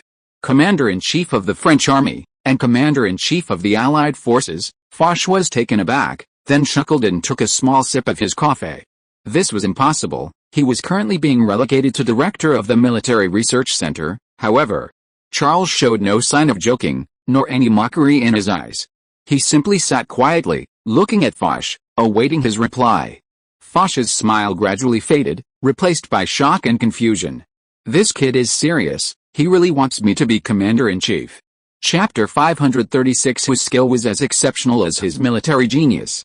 Seeing Foch deep in thought, Charles added, "You know the situation Nibbler is facing, General. He'll soon be stepping down from his position as Commander-in-Chief, whether he likes it or not." Foch nodded slowly. This wasn't just about Nibbler's collusion with the British, it was also about his lack of prestige and his own abilities. As a newly appointed official facing considerable skepticism, a victory would have temporarily solidified his position. But now, he had suffered a defeat, a heavy one at that, and a series of scandals involving the concealment of the war had been exposed. If it weren't for the intense fighting, he would have been dismissed long ago. Charles continued, "I don't want the next Commander-in-Chief to be controlled by the British, and you don't want things to continue like this, do you?" This was Charles's reason for believing Foch couldn't refuse his plan. Foch sighed helplessly and shook his head, replying, "But this is unavoidable, Major General. You may not understand the situation France is facing right now. Do you think those members of Parliament want the British to interfere, or even let the British decide the choice of the French Commander-in-Chief?" Charles calmly replied, "I know." Foch smiled slightly, his eyes full of disbelief. "You really know? If you knew, you wouldn't have said something like, 'I don't want the next Commander-in-Chief to be controlled by the British again,' and the next Commander-in-Chief would still be like that." "Yes, I know," Charles nodded. "The British can use the resources they control to influence the outcome of the French war. If our actions don't satisfy them, they will use the German army to put pressure on us. The operation is simple. For example, if the French army elects a disobedient Commander-in-Chief, the British will reduce supplies to weaken the French army, while simultaneously fighting passively on the defensive lines. Soon, the German army will gain the upper hand on the battlefield, inflicting heavy casualties and even causing the French army to retreat. At that time, even Charles might not be able to save the entire defensive line." Foch looked at Charles with suspicion. He couldn't understand why Charles, who clearly knew this principle, didn't want the Commander-in-Chief to be controlled by the British. Weren't these two things contradictory? "So, what you're saying doesn't exist?" Foch stared at Charles, his tone certain. "A Commander-in-Chief who isn't controlled by the British can't be Commander-in-Chief, and I won't be an exception, so you should be controlled by the British." Foch frowned, stood up abruptly, his eyes filled with anger and disappointment. "I'm sorry, Major General, I can't be the Commander-in-Chief." He turned to leave. Just as he opened the door, Charles slowly said behind him, "I can make sure the British can't control you, General." Foch was taken aback, then slowly closed the door. He seemed to understand Charles's idea: feign cooperation with the British, become Commander-in-Chief with their support, and then break free from British control. Foch had no reason to refuse, even if it meant enduring the humiliation of colluding with the British. Foch, however, wasn't entirely convinced. He turned and asked, "Tell me your plan." That was the world's most powerful nation, Britain, and their opponent was Field Marshal Kitchener. They controlled the supplies. How could you expect to get rid of them so easily? Charles calmly sipped his water, stopping short of revealing his intention. "I will get the French Navy involved in anti-submarine warfare." Foch's eyes lit up. If the French Navy could play a role in anti-submarine warfare, the decision regarding strategic resources would no longer rest with Britain, but with Britain and France. At that point, Britain would naturally lose its foothold in influencing France. But that was a navy, dealing with German submarines that even Britain couldn't handle. Did Charles have a solution? The next second, Foch thought of Charles's performance in the Dardanelles. He invented the depth charge that destroyed German submarines, and he also invented the landing craft, an amphibious assault ship that shocked the world. This was enough to prove he had the capability.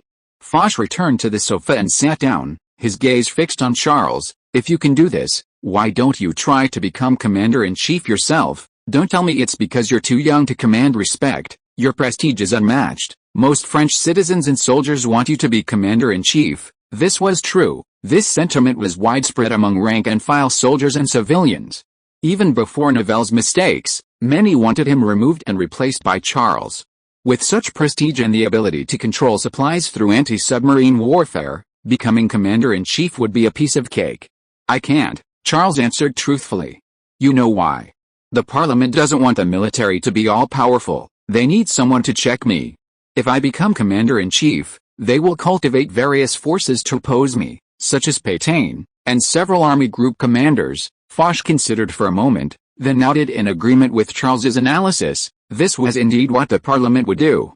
So, Charles said quietly, looking at Foch, if you are my enemy, then there's no problem. Foch inwardly praised Charles, understanding his thoughts, while a hint of surprise flickered in his eyes. He hadn't expected Charles, at such a young age, to possess such shrewdness.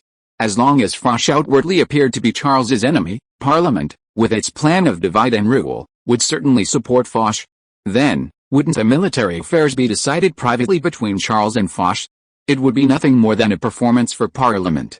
One last question, Foch said, now lowering his guard, leaning back comfortably on the sofa. Do you know why the British chose Nivellery instead of others? Charles nodded, because he's easy to control. Nivellery had no military achievements, little prestige or support within the French army, and could only rely on the British.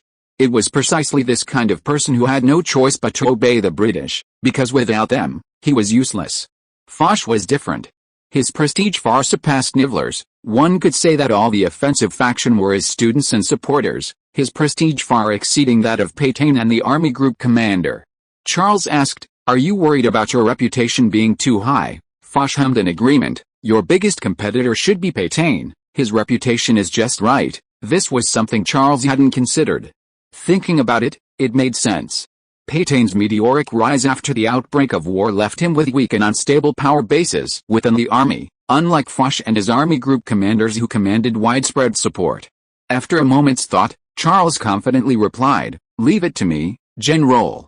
You don't need to worry about that. What do you plan to do? Foch asked, puzzled. It's simple, Charles said casually. Whoever cooperates with me will be questioned, and their chances of becoming commander-in-chief will be much smaller. Foch was speechless with astonishment. The British also needed to weaken Charles, so they would never choose someone close to him. If Charles feigned close cooperation with Pétain, God, this guy is no ordinary man. His shrewdness is as brilliant as his military genius. Chapter 537. He was completely unaware of what he was about to lose. It was quite a coincidence. Previously, in order to break through the council's encirclement of him, Charles had proactively sought cooperation with Pétain. And this cooperation continued to this day. Charles had consistently provided landmines and directional mines to the Verdun battlefield without interruption. Now, Charles intended to further deepen this relationship, or rather, to make others believe that he had deepened it. Therefore, despite his tight schedule, he still made time to visit Verdun. Verdun defense line, St. Michel's Fort command post. A light rain began to fall. Perhaps related to the war, this year's rainy season had arrived unusually late. The rainy season was never good for the battlefield, especially for the large armies fighting on the Somme front, who would be charging the enemy through mud. Even worse, the rainy season was particularly prone to outbreaks of plague. Rainwater soaked with rotting corpses would flow into the trenches, spreading disease everywhere. At this time, the pressure on the Verdun front had eased considerably. The outbreak of the Battle of the Somme forced the German army to redeploy a large number of troops and artillery from Verdun. Incomplete statistics indicate that at least 6 artillery regiments and 5 infantry divisions were transferred, along with a significant amount of supplies stored in Verdun for emergency use. However, Pétain believed that launching an attack at this point was premature. Always emphasizing defense, he argued that offense always consumed more resources and manpower than defense, and an hasty attack could easily wipe out any accumulated advantages. For example, he foresaw casualties of 100,000 per day, as seen in the Battle of the Somme, which would cause the Verdun defenses to collapse immediately. Therefore, Pétain was extremely cautious, ordering his troops to hold the Daumont line and not to attack. Simultaneously, he mobilized a large number of civilians in the rear to repair and widen and reinforce the only road leading to Verdun, ensuring a continuous supply of military materials to the front lines. That afternoon, Pétain, as usual, drank coffee while monitoring the road widening progress. Widening and reinforcing roads while simultaneously transporting supplies was extremely difficult, requiring near-perfect planning and coordination, a task no less challenging than fighting a battle. Just then, cheers erupted outside. "It's Charles. General Charles is here? General Charles has come to inspect our defenses." Pétain frowned. What was Charles doing here? Inspecting? He wasn't my superior. What right did he have to inspect Verdun? Then Pétain remembered that he hadn't chosen to support Gallieni at the meeting at Chantilly Castle last time. Oh no. This guy might cut off the supply of mines and directional mines. Pétain's face changed drastically. These were defensive weapons. If the supply was cut off at this crucial moment and the Germans got wind of it, the recently improved situation could very well reverse again. Thinking of this, Pétain quickly put on a smile and led his men out to greet him. Stepping out of the command post, he saw Charles, wearing a raincoat, chatting happily with Major General Lacoste, surrounded by soldiers and Major General Lacoste all looking at Charles with admiration. Pétain felt a pang of unease, his face involuntarily darkening. But the thought of landmines and directional mines forced a smile as Pétain stepped forward. Charles, noticing Pétain approaching, shook his hand. "Long time no see, Major General Pétain." "How are you?" "All is well, Major General Charles," Pétain replied. He had wanted to say, "Your landmines and directional mines are very effective, they've been a great help," but saying that would make it seem like the victory at Verdun was Charles's doing, and it would also let Charles know the importance of landmines and directional mines, allowing Charles to use them to strangle Verdun. Therefore, Pétain swallowed those words. After a pause, he changed his approach. "The front lines have stabilized. I'm widening the roads, which is very important." Widening the roads was a measure Charles hadn't implemented, and Pétain's emphasis on this indicated that his approach differed from Charles's. He constantly wanted to escape Charles's shadow. "Of course, General," Charles smiled in agreement. "Nothing is more important than supplies, they are the foundation of victory." "Your approach is very wise," Charles's answer surprised Pétain. However, he immediately realized that Charles might have a hidden meaning in his words. His emphasis on supplies was actually a veiled reference to landmines and directional mines. Pétain's heart skipped a beat, but he said nothing, gesturing for Charles to enter the command post. Only Charles and Pétain remained in the meeting room. Pétain didn't want their conversation to be leaked, especially regarding landmines and directional mines. This suited Charles perfectly. The two of them in the meeting room alone seemed to be plotting something, such as how to cooperate against British control of the French army. "I apologize, Major General Charles," Pétain handed Charles a cup of coffee. "Last time in Chantilly, I was forced by circumstances to remain silent. Because I knew we were powerless to stop Nivelle's attack." "I know," Charles replied, not taking it to heart. This was true. From the beginning, he hadn't believed Pétain was capable of stopping Nivelle's offensive plan, nor had he intended to. This puzzled Pétain. If it wasn't for this, then what was his purpose in coming here? Noticing Pétain's confusion, Charles explained, "I came to find out if Verdun needs anything else." Other things, Pétain couldn't think of anything he needed. Charles raised an eyebrow. "For example, the rainy season is coming, and you're widening the roads. I'm not sure if you need tractors." Pétain was instantly moved. Tractors were the best means of transport in muddy terrain, indispensable for moving stones for road repairs or transporting supplies. They could even leave the roads to transport large quantities of supplies to the front lines, even with the worsening road conditions due to the rainy season. Charles continued, "You know, I happen to own a tractor factory." At this point, Pétain hesitated. "Major General, I know these tractors aren't cheap, and our budget is very limited." It was a time of severe shortages, and the franc was rapidly depreciating. Buying tractors wouldn't be easy. "Free." Charles generously spread his hands. I'm personally donating 100 to the Verdun front. If that's not enough, I'll add more." Pétain was stunned, speechless for a long moment before saying, "Really? That's wonderful. You're such a generous friend, Major General Charles." "It's my duty." Charles smiled slightly. "For France, for Verdun, and for our cooperation," Pétain nodded gratefully. "Of course, Major General." Then, Pétain seemed to understand why Charles had done this. Charles was fighting with Nivelle's faction, while he stood between the two, a target for both factions to win over. Good thing, absolutely good thing. He could benefit from both sides. A smug smile appeared on Pétain's lips. It seemed his previous worries were unnecessary. Charles also smiled slightly. This guy had no idea what he was about to lose. Chapter 538 Anti-Tank Ditch. Namur was shrouded in a torrential downpour, the entire city seemingly enveloped in a misty fog. The afternoon was as dark and gloomy as night, with only faint figures visible a few meters away through the rain. Yet, within the city, many people cheered in the rain, holding hands and forming circles, dancing joyfully to music and rhythmic clapping, shouting as they danced. The Germans were told this was a celebration of the rainy season, but that was not the truth. They were celebrating the cannon fire outside the city, celebrating the French army's advance on Namur, celebrating the long-awaited arrival of Charles's troops at the city gates. The people gathered together whispered in the rain, "Is it really Charles's troops?" "Of course. Did you hear that heavy bombardment? They say at least 10 artillery regiments. The Germans are getting beaten. Their end is near. Will they turn on us at the last minute?" "Don't worry. Remember Charles's statement regarding Ghent? Yes, if the Germans do us a disservice, Charles will definitely not let them off. They won't dare." The image above shows a scene of Belgian folk dance. In addition, Belgian partisans and civilians actively launched attacks on the German troops. Explosions occurred in garages and fires broke out in warehouses, one after another. At the Riverbend command, Lieutenant General Nicholas was busy calling for reinforcements from all directions via telephone and radio. But to his disappointment, no place could provide timely reinforcements to Namur. "The situation is tense on all fronts, Lieutenant General," Fuckingham replied to Nicholas.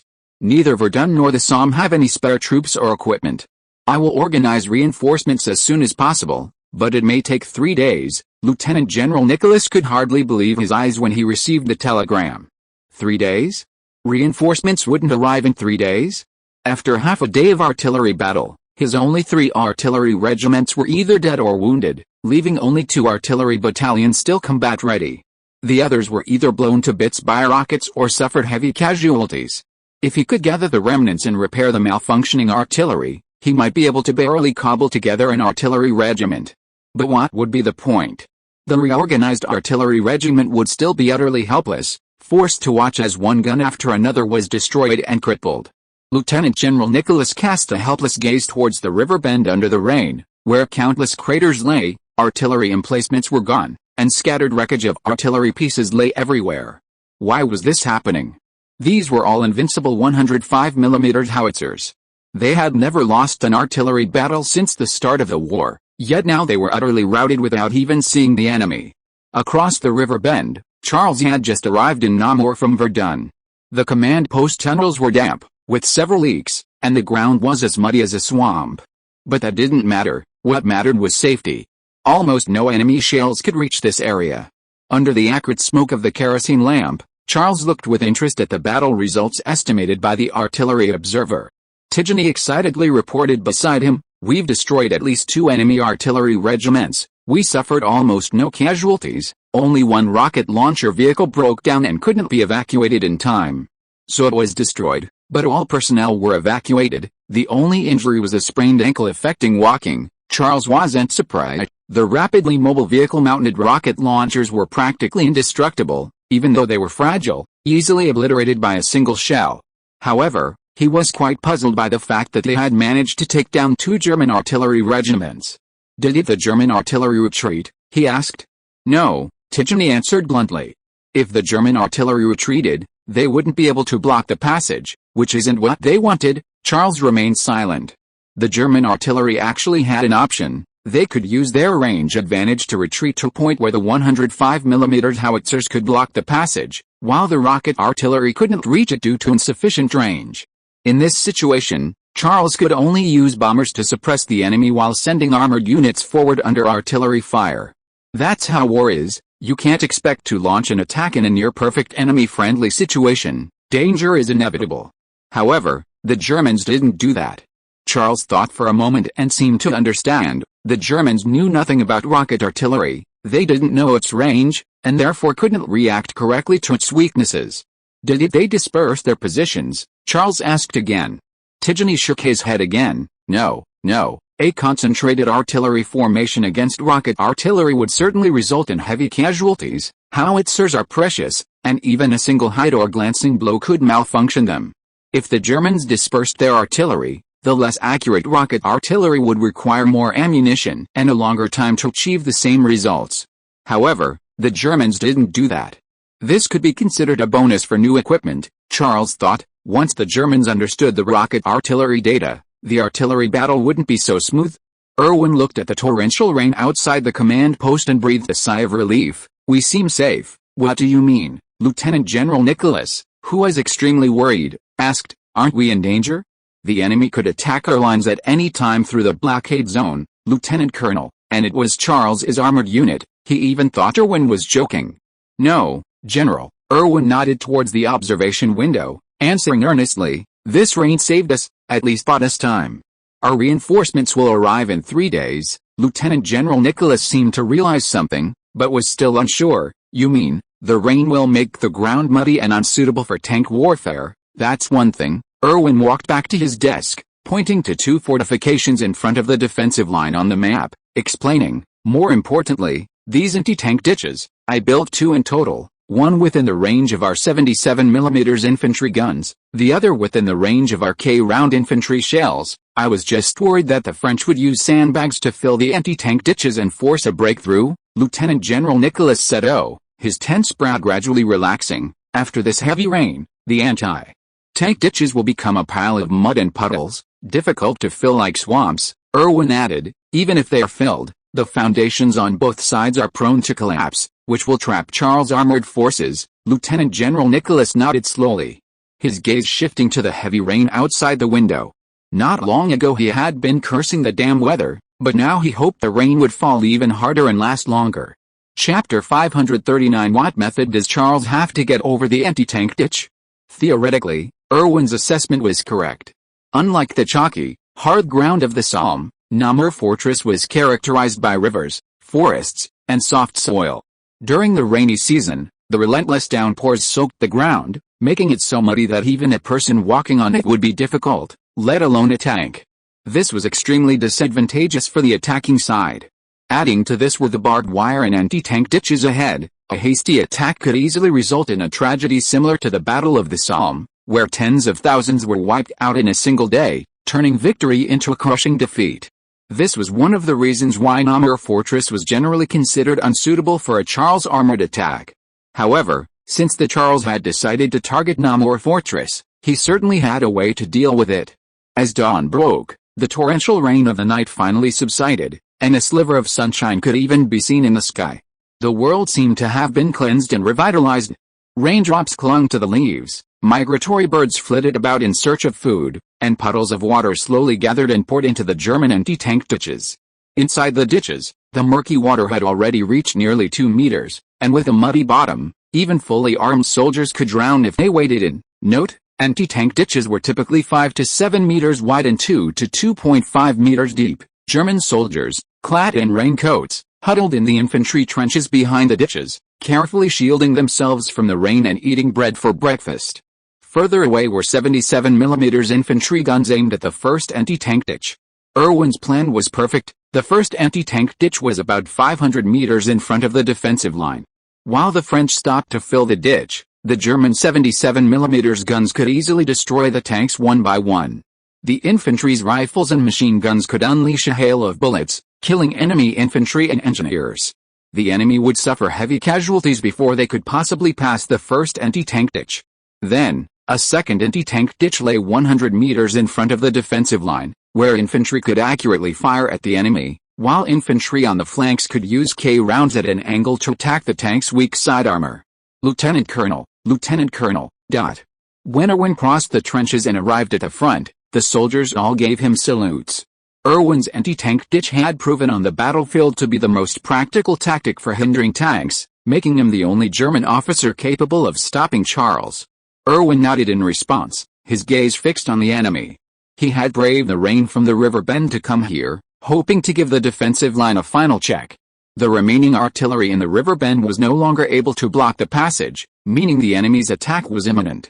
Irwin reached the front line, cautiously poking his head out and raising his binoculars. His movements were extremely slow, like a movie playing in slow motion. Finally, the anti-tank ditch appeared in the scope of his binoculars. After observing for a while, Irwin felt a deep sense of relief. The two anti-tank ditches, just as he had predicted, had become an insurmountable artificial barrier for enemy tanks. Pulling his head back, Irwin leaned against the ditch for a moment, then breathed a sigh of relief. The German soldiers, however, didn't care about this. They looked at Irwin with fear. "Lieutenant Colonel, is that Charles's new invention? I mean, the shells the French used to bombard the river bend yesterday, I heard the artillery in the river bend suffered heavy casualties. Does that mean they've broken through our artillery blockade? Charles's troops are about to launch an attack, aren't they?" Irwin didn't deny it, because it was obvious. "Yes," he nodded, "but we will defeat them, I'm sure of it." Then, Irwin explained in detail to the soldiers the firepower configuration of the two anti-tank ditches, and the benefits that the rain would bring to the German troops. He believed this would help build the soldiers' confidence in victory and overcome their fear of Charles's troops. Sure enough, after hearing Irwin's explanation, the soldiers' morale soared. They spread the word and excitedly discussed, "This is a difficult situation due to objective circumstances. I don't think even Charles could solve it. Charles certainly didn't expect this rain. I bet he's worried about it now. God saved us, he sent this timely downpour." However, at that moment, a familiar yet terrifying whistling sound came from the sky. Rockets, carrying a whistling sound and heat, hurtled towards the German positions. With a series of explosions, the German infantry guns hidden outside the positions were instantly blown to pieces, and the mangled limbs of several artillerymen were thrown into the trenches. The French didn't need to find the concealed 77mm infantry guns, they only needed to indiscriminately broom the open ground behind the German lines once, twice, or three times. Amidst the smoke and bombardment, Irwin was quite surprised. He had thought the French rocket launchers were used for artillery warfare against artillery, but he hadn't expected them to be effective against infantry as well. "These bastards," Irwin cursed inwardly. "They must be relying on Charles's economic power, otherwise, how could they fire hundreds or thousands of shells at once, bombarding like raindrops, as if it were free?" A few minutes later, the bombardment suddenly stopped, the smoke still lingering, churning and rolling into the trenches under the influence of the rain. Soon, the faint rumble of tank engines could be heard from the opposite side, and the water in the trenches rippled slightly from the vibrations. Irwin froze. They had begun their attack? And with tanks? Impossible. Irwin quickly climbed onto the ramp and popped his head out again. The silhouette of a tank immediately entered the field of his binoculars. It was a Charles A1, no doubt. Irwin was stunned for a long time. Charles wouldn't send troops up to their deaths, their attacks were usually well planned. This meant they had a way to cross the anti-tank trench. But what way could they possibly have?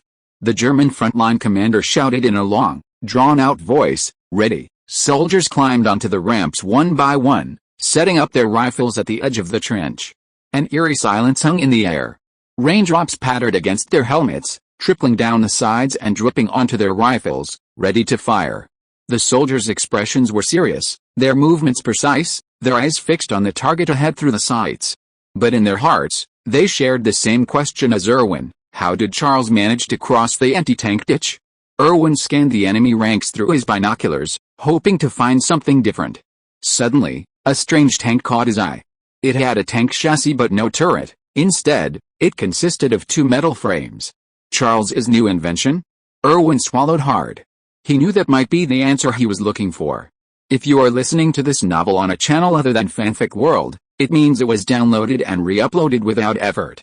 We warmly invite you to visit our channel, Fanfic World. There you will find the original version of this story and many other novels of various genres. We look forward to seeing you dive into a world of incredible novels. Chapter 540 MTY Armored Bridge Laying Vehicle. Although Irwin noticed the crisis, he remained silent. He believed that making a fuss would be pointless and would only instill panic in his soldiers, letting them know that Charles' tanks could cross the anti-tank ditches. While panic was inevitable, he figured he could hold out for as long as possible. Thus, the battle proceeded methodically. Under orders from the forward command, the soldiers opened fire on the attacking French troops, hoping to pressure the enemy with a hail of bullets, but most were blocked by the tank armor and rendered ineffective. Amidst the intense gunfire, Irwin sat on the stilts for a moment, then got up and ran to the rear. He found the infantry artillery regimental command, led by a young major named Benjamin. Due to heavy casualties during the war, senior officers at the front had gradually become younger and of lower rank. Before Irwin could speak, Major Benjamin reported first, "Lieutenant Colonel, our artillery has suffered heavy casualties. We request reinforcements from higher command." "There will be no reinforcements, Benjamin," Irwin said resolutely and coldly. "We can only fight to the end with the equipment and personnel we have. Our goal is to hold out for 3 days until reinforcements arrive, but we only have 12 cannons left," Benjamin said, fear flashing in his eyes. What he truly feared was the enemy's artillery. The amount of ammunition prepared for the artillery barrage indicated that the French would need at least 10 artillery regiments. Even if the enemy tanks couldn't cross the anti-tank trenches, the German artillery regiments would be completely annihilated by the enemy bombardment. Irwin didn't say much. He led Benjamin along the trenches for a while before emerging from the trenches, pointing to several enemy positions and saying, "See those tanks? And this one, and there are some over there too. Order your soldiers to aim at them and take them out first." Irwin pointed to tanks with steel frames. "What are those?" Benjamin asked curiously. "You don't need to worry about that," Irwin replied. "All you have to do is aim at them and fire, understand?" "Understood, Lieutenant Colonel." Benjamin's face was pale. As the artillery regimental commander, he knew this was tantamount to a death sentence. The enemy artillery was watching them intently, and firing would mean exposing their hiding places. However, the 77mm guns existed precisely for this purpose, to destroy enemy tanks. With this in mind, Benjamin gritted his teeth and led his men to their gun positions to take command. Irwin, however, remained optimistic about the 77mm guns' return fire. He noticed that the rocket artillery bombardment seemed to be carried out in large quantities, with hundreds of rockets attacking the same area at a time. The German 77mm infantry guns were scattered throughout the positions and were few in number, making it difficult for the rocket artillery to suppress them. Even if they could, it would waste a lot of enemy ammunition. However, what happened next surprised Irwin again. The 77mm guns had only fired a few rounds, managing to destroy just 2 target tanks, when a whistling sound like tearing cloth immediately came from the air. The rockets were surprisingly split into several groups, each heading towards its own target. The scattered German 77mm guns were either blown into the air or hastily retreated to deeper bunkers, never daring to peek out again. What was going on?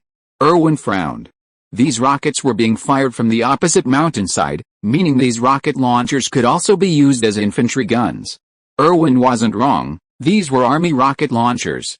They had been disassembled and moved to high ground and forests, where fortifications were constructed and aimed at the German positions. Army rocket launchers were almost identical to vehicle-mounted rocket launchers, except for their mode of movement, but their tactics and organization were completely different. Vehicle-mounted rocket launchers, as Irwin understood, were indeed suitable for large-scale bombardment against enemy targets. They operated primarily at the regimental level, with battalion-level and lower-level operations being uncommon. Army rocket launchers, on the other hand, often needed to engage scattered infantry guns and machine gun positions, and sometimes bombard small infantry raids. Therefore, they often operated at the company level, with groups of 3 to 4 launchers targeting a single objective. It too was a matter of compensating for a lack of precision with sheer numbers, only this time it targeted smaller, more specific objectives to improve bombing efficiency. At that moment, Irwin realized the battle was lost. Char's new equipment had already suppressed the Germans' most relied-upon artillery, along with those oddly shaped steel frame tanks likely used for crossing trenches. Irwin thought he had made ample preparations before the battle, but he hadn't expected Char to be even more prepared. Irwin even felt it was unfair. Both were preparing, so why was Char's preparation superior, dominating him from start to finish?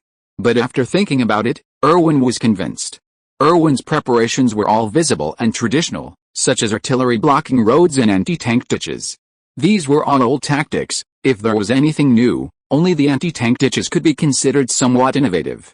However, Charles' preparations were full of creativity and highly targeted: new rocket artillery to break the blockade, and steel frame tanks to cross anti-tank ditches. He was ahead of Irwin in every aspect. How could he not be one step ahead? The battle unfolded exactly as Irwin had predicted. Under Irwin's helpless gaze, the French steel frame tanks began to slowly approaching the anti-tank ditch, their steel frames protruding with a clattering mechanical sound. The frames stretched longer and longer, soon crossing the ditch, then the supports were lowered, and an arched steel bridge was erected over it. The entire process took only a few minutes, and a bridge large enough for tanks to cross was built. The same thing happened repeatedly in front of the anti-tank ditch. The French erected more than a dozen steel bridges one after another. The German soldiers guarding the trenches witnessed this miraculous scene. They immediately realized they couldn't stop Charles's forces, their faces turning pale with fear, and even the gunfire subsided considerably. Some soldiers turned back and shouted to Irwin, "How are we supposed to stop them, Lieutenant Colonel?" Irwin was speechless. How could he stop them? It seemed only rifles and bayonets were available.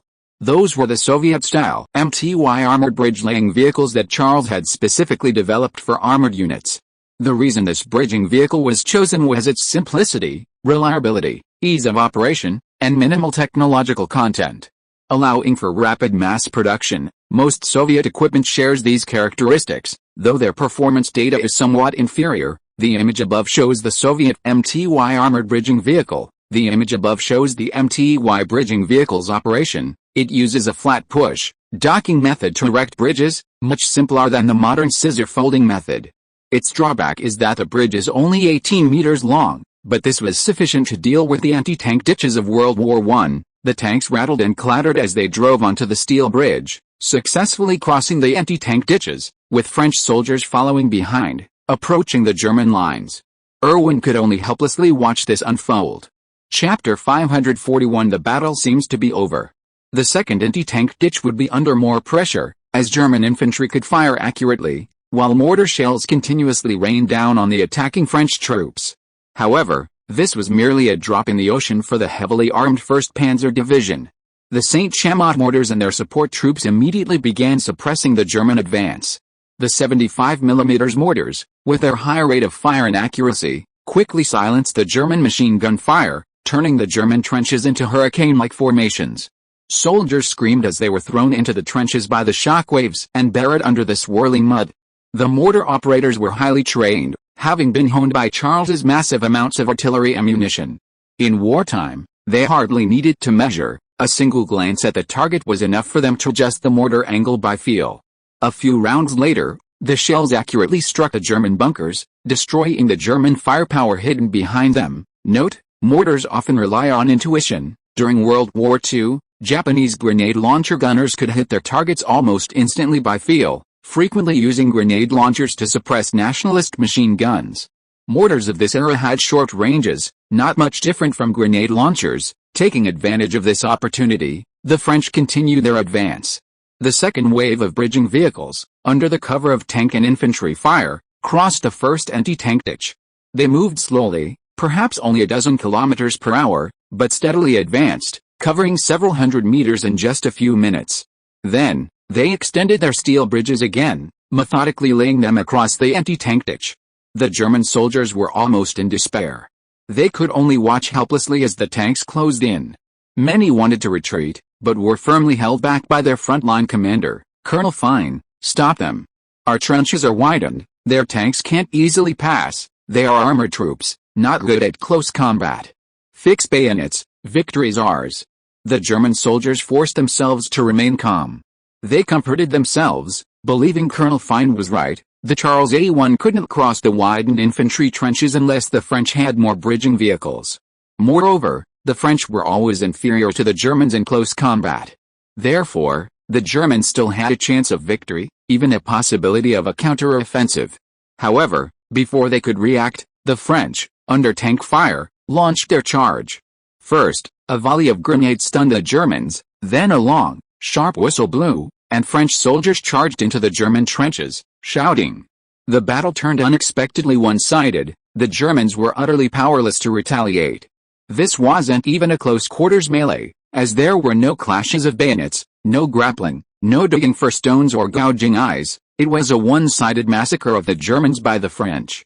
Submachine gunners stood at the edge of the trench, gripping their rifles and unleashing a flurry of fire while fanning out shots. A burst of gunfire followed, and German soldiers, still reeling from the grenade explosions, fell in droves to pools of blood.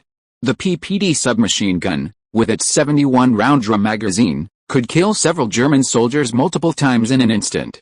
Shotgunners, on the other hand, often jumped directly into the trench, using the gun's short length to fire darts at nearby enemies. Its advantage lay in its strong recoil control, instantly knocking away charging enemies. With a shotgun in hand, there was virtually no fear of the enemy getting close. Note, submachine guns use pistol ammunition, resulting in significantly less recoil.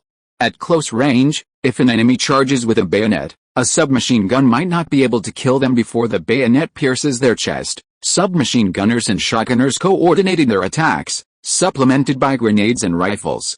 The French army wreaked havoc in the trenches, causing the Germans to scream in terror. After a brief respite, the Germans abandoned their positions and fled. Erwin was forced to retreat with his troops. At that moment, the terrifying whistling of rockets echoed through the air. Erwin was filled with fear and dread. Char's troops were not only equipped with more advanced artillery, tanks, and bridging vehicles, but also with new firearms adept to close combat and hand-to-hand fighting, and they fought with exceptional bravery. How could the German army possibly challenge such an army?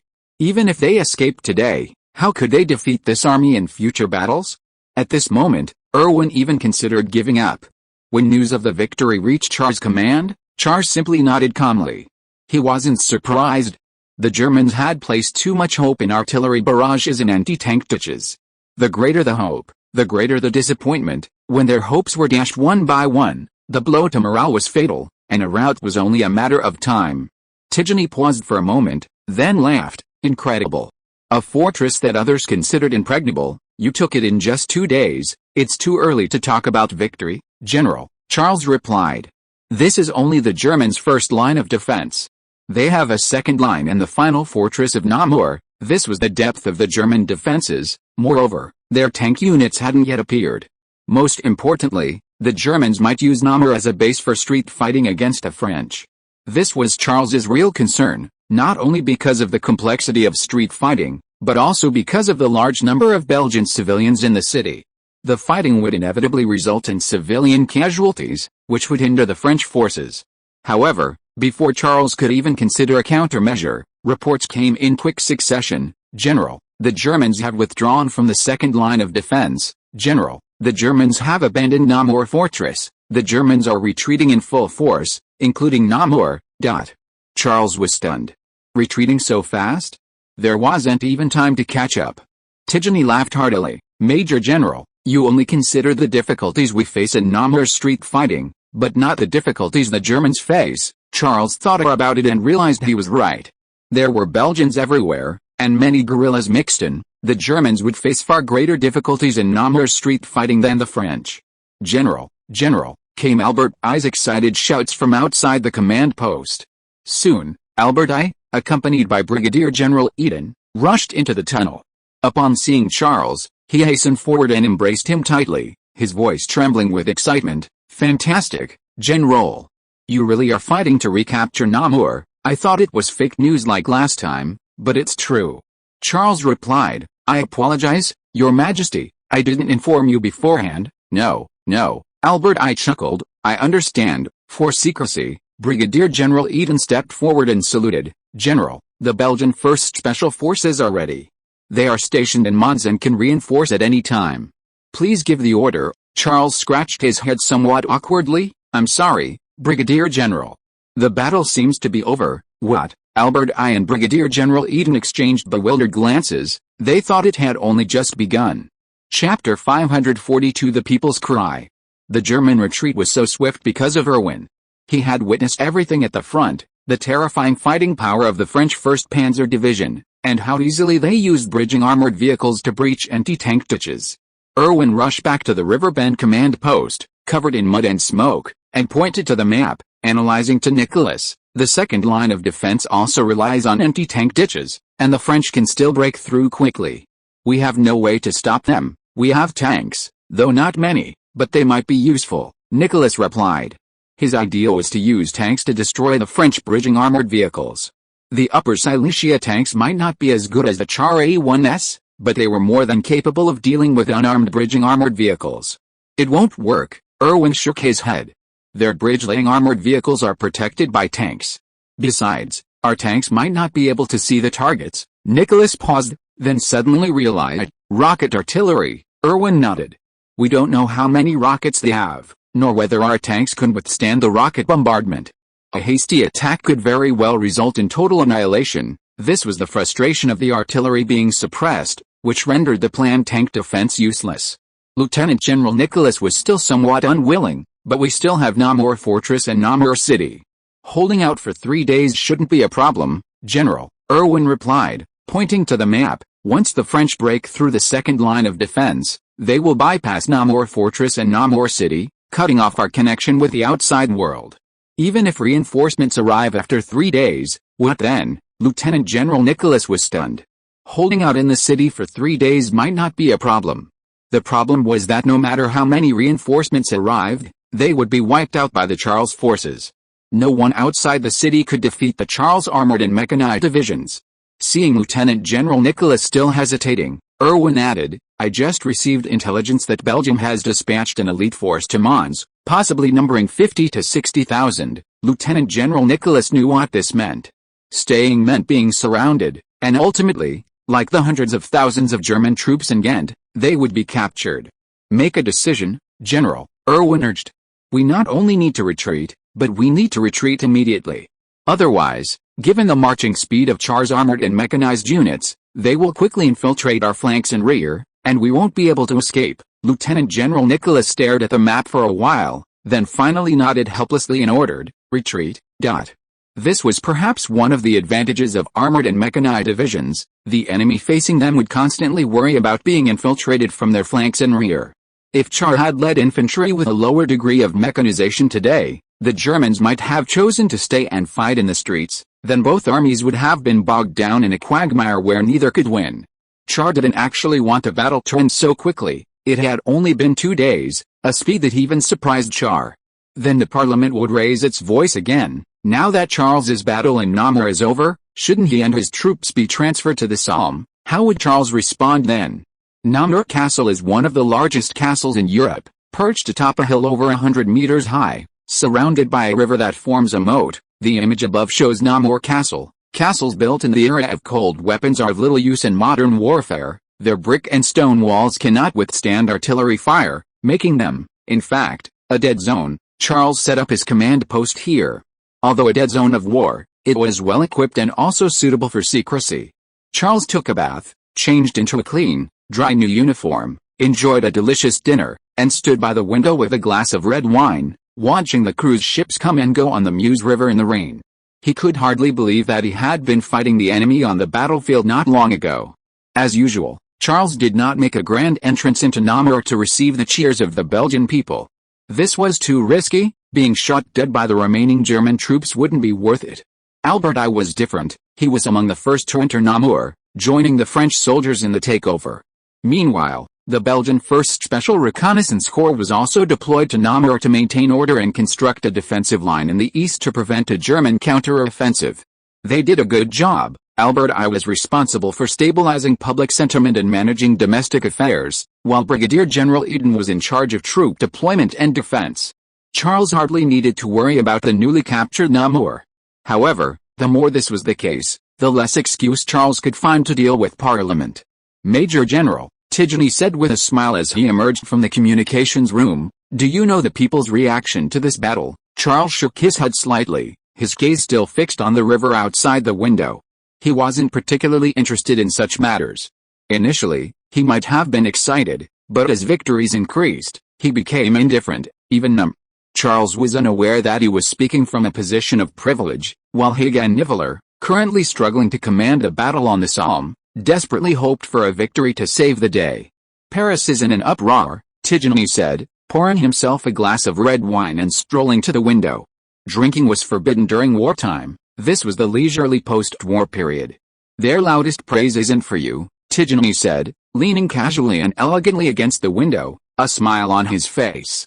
"They've confirmed two things. First, Niveler did indeed give the order to attack Namur. Second, you easily captured this fortified city, while Niveler and Haig, after paying the price of hundreds of thousands, still haven't made an inch." Charles gave a no. This was what interested him. This was the double blow he had mentioned earlier.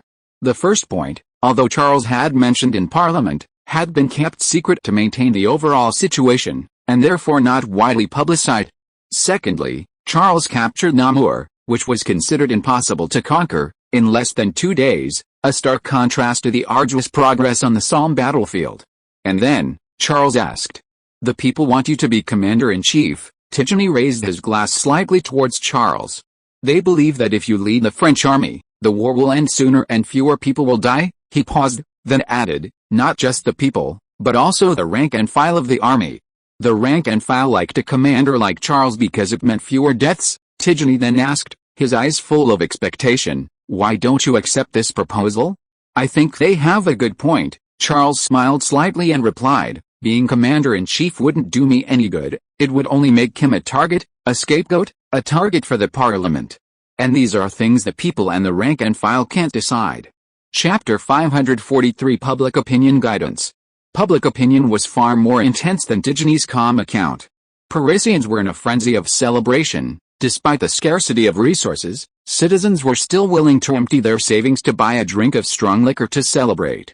The British army had suffered hundreds of thousands of casualties at the Somme without making a single step, while Charles's army easily captured the seemingly impregnable fortress of Namur.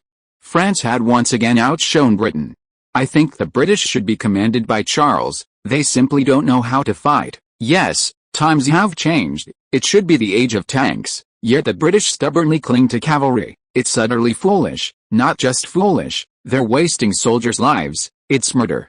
Hundreds of thousands killed or wounded in half a month. They're wiping themselves out." "Shut up. Isn't it better to just let things continue like this?" Then people burst into laughter, a sense of pride rising within them. People didn't talk much about Nivelle's defeat, perhaps because he was a stain on France, a disgrace. They were unwilling to discuss it and even deliberately downplayed it. But the newspapers' opinions leaned in another direction. The little Daily News was blunt, its commentary full of sarcasm. "We should exonerate General Niveler. He was very prescient. He may not have been trying to kill Charles under British manipulation, as the common people believe, because it turns out that Namur could not kill Charles. It could only hold out for 35 hours against Charles's attack. We were all wrong. We misunderstood Niveler. In fact, he was the one who believed in Charles the most and knew Charles's strength the most. This is good judgment." Newspapers are relatively serious publications, but it is precisely this kind of humorous and witty statement that is more lethal, because it can spread more quickly among the public and be regarded as a joke. As a military newspaper, the Maire daily maintained its neutral stance, meticulously analyzing the equipment used by the Tsar in Namur. In this battle, the Tsar deployed 4 new types of equipment never before seen. The first was a rocket launcher, which successfully broke through the German 105mm howitzer blockade, achieving an overwhelming victory, unprecedented in the history of artillery warfare. The second was an armored bridge-laying vehicle, capable of erecting a steel bridge across an anti-tank ditch in as little as 7 minutes. The third was a submachine gun, a Tsar-developed weapon specifically for close combat.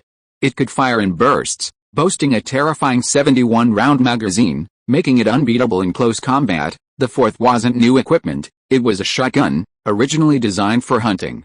Many considered it unsuitable for the battlefield, but the Tsar modified it to become a weapon capable of breaching enemy trenches.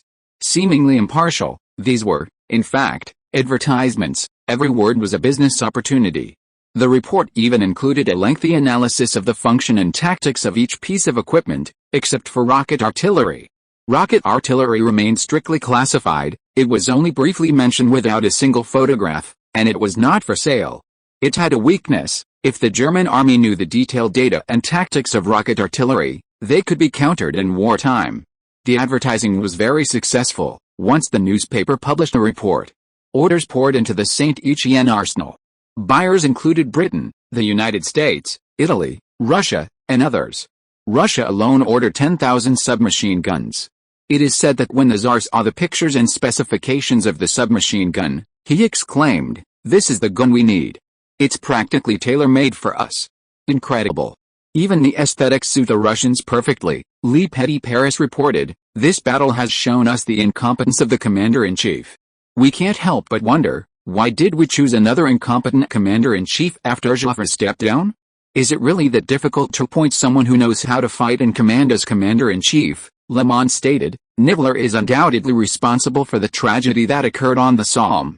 He even told the soldiers that it would only take a few days for our army to achieve victory and go home to celebrate, but that's not the case.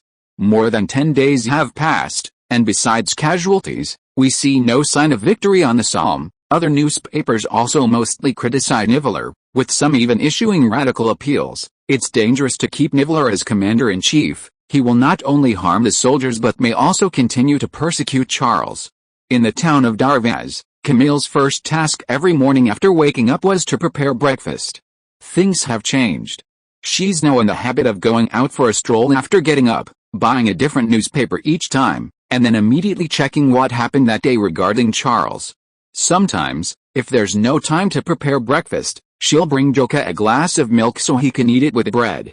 This morning, when Joka went downstairs, he found there wasn't even any milk.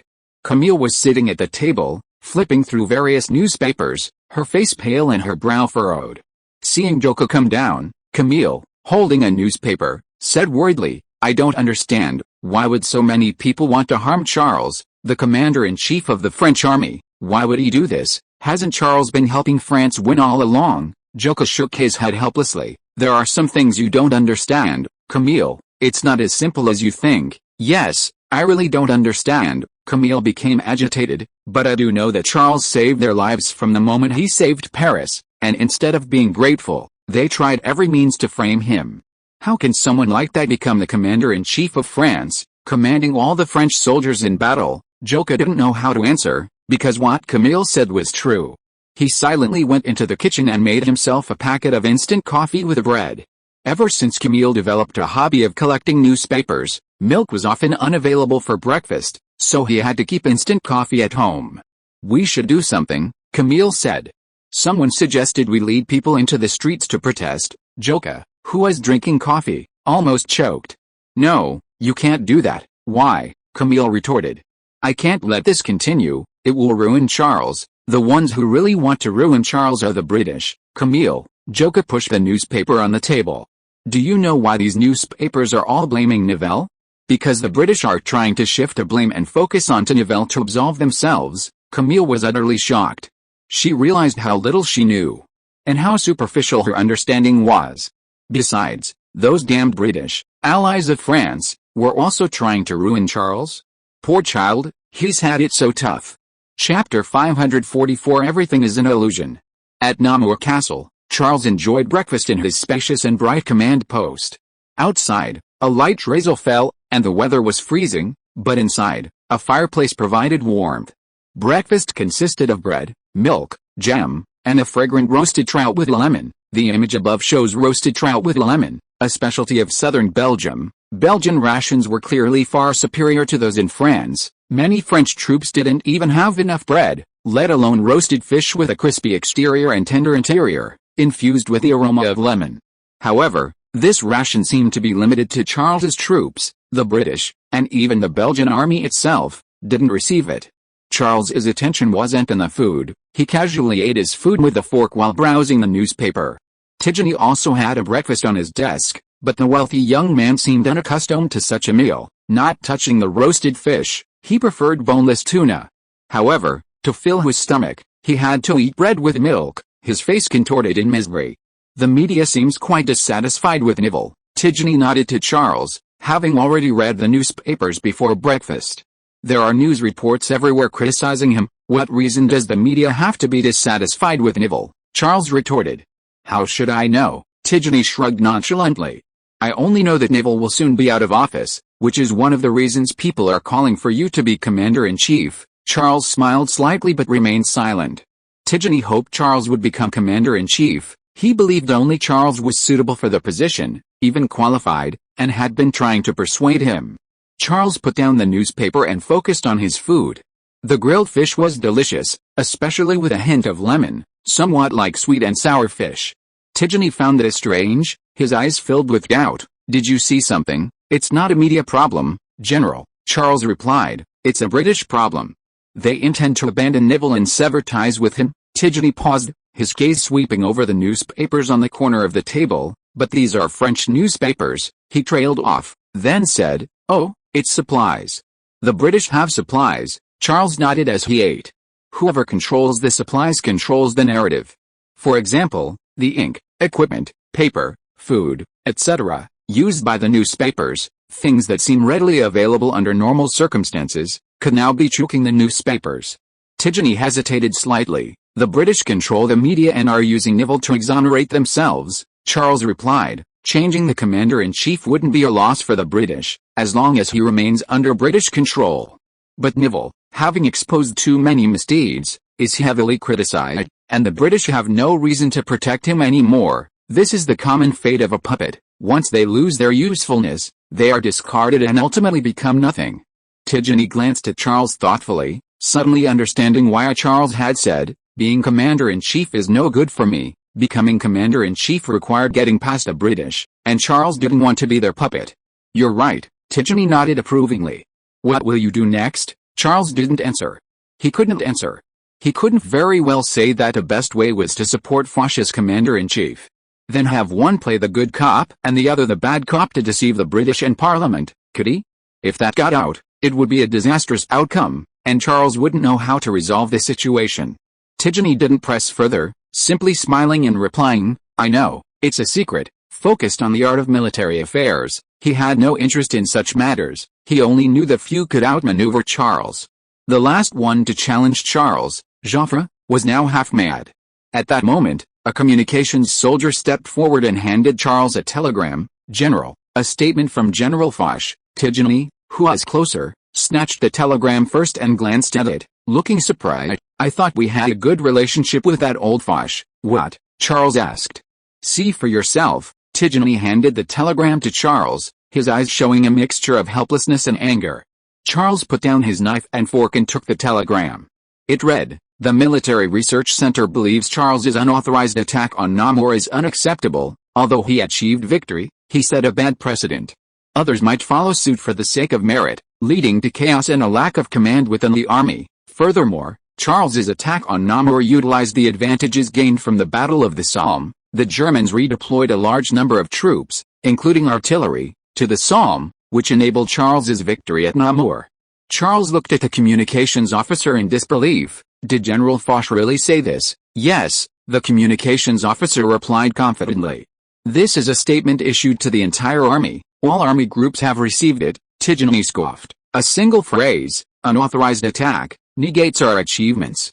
Clearly, his current stance is driven by self-interest. Self-interest, Charles pretended not to understand. "Of course," Tidjany replied. "Haven't you figured it out yet, Major General? Before, he had no conflict of interest with you, and even shared some interests. If we won, he would also gain honor, but now, you are the ideal candidate for commander-in-chief, and Foch certainly has the ambition to become commander-in-chief as well. He sees you as a competitor." Charles said, "Oh, you're right, General." Then he frowned. "So, we have another enemy." Actually, Charles was secretly pleased. This Foch was quite something. He came at just the right time, his criticism was mild and reasonable, and wouldn't have too much of a negative impact on Charles. Because anyone would know how to refute it, Neville has pushed Charles into the fire, yet Charles isn't allowed to selectively carry out orders? Doesn't the fact prove Charles is right? Charles won the battle but was criticized, while Neville lost and so many people died without you saying a word. This double standard is too obvious. "What should we do now, Major General?" Tidjany asked. Charles, having finished his meal, wiped his mouth with a napkin and calmly replied, "It's time to send a telegram to Pétain." "Pétain?" Tidjany paused, then understood. He gave Charles a thumbs up. "Good idea. He probably also has his eye on the commander-in-chief position. The enemy of my enemy is my friend. Cooperating with Pétain is the best way to deal with Foch." What Tidjany didn't realize was that everything he saw was a facade. Charles was actually cooperating with Foch against Pétain. Chapter 545 Achieving Victory Through One's Own Efforts. Verdun, Saint-Michel Headquarters. Charles's first batch of 100 tractors to reinforce the front lines arrived just in time, and Pétain immediately deployed them near the defensive perimeter. Whether transporting ammunition, food, rain gear, or even towing artillery, tractors were incredibly efficient in areas without roads. But Pétain was deeply worried. Public calls for Charles to become commander-in-chief were growing louder and louder. Would he be the next commander-in-chief? Very likely. Charles had prestige, achievements, and considerable financial resources, giving him significant control over supplies. It was said he was importing large quantities of supplies from the United States and the Netherlands through Effen's branch offices and then shipping them to France. What could I possibly offer Charles? I was already 59 years old. If I didn't become commander-in-chief now, I fear I would never have the chance. Pétain sighed deeply, recalling his tumultuous life and his defense theory, which had always been unacknowledged and even despised by others. Now, having finally reached a turning point in his life, and with his defense theory proving its value in actual combat, he was unexpectedly overshadowed by Charles. Just as Pétain was sighing deeply, a staff officer handed him a telegram. "General, a telegram from Major General Charles." Pétain, lost in thought, was jolted awake by the name Charles. "What? Charles is here?" "No, General." The staff officer, puzzled, placed the telegram on the table in front of Pétain. "It's Charles's telegram." "Oh, okay." Pétain realized his lapse in composure, a hint of embarrassment on his face.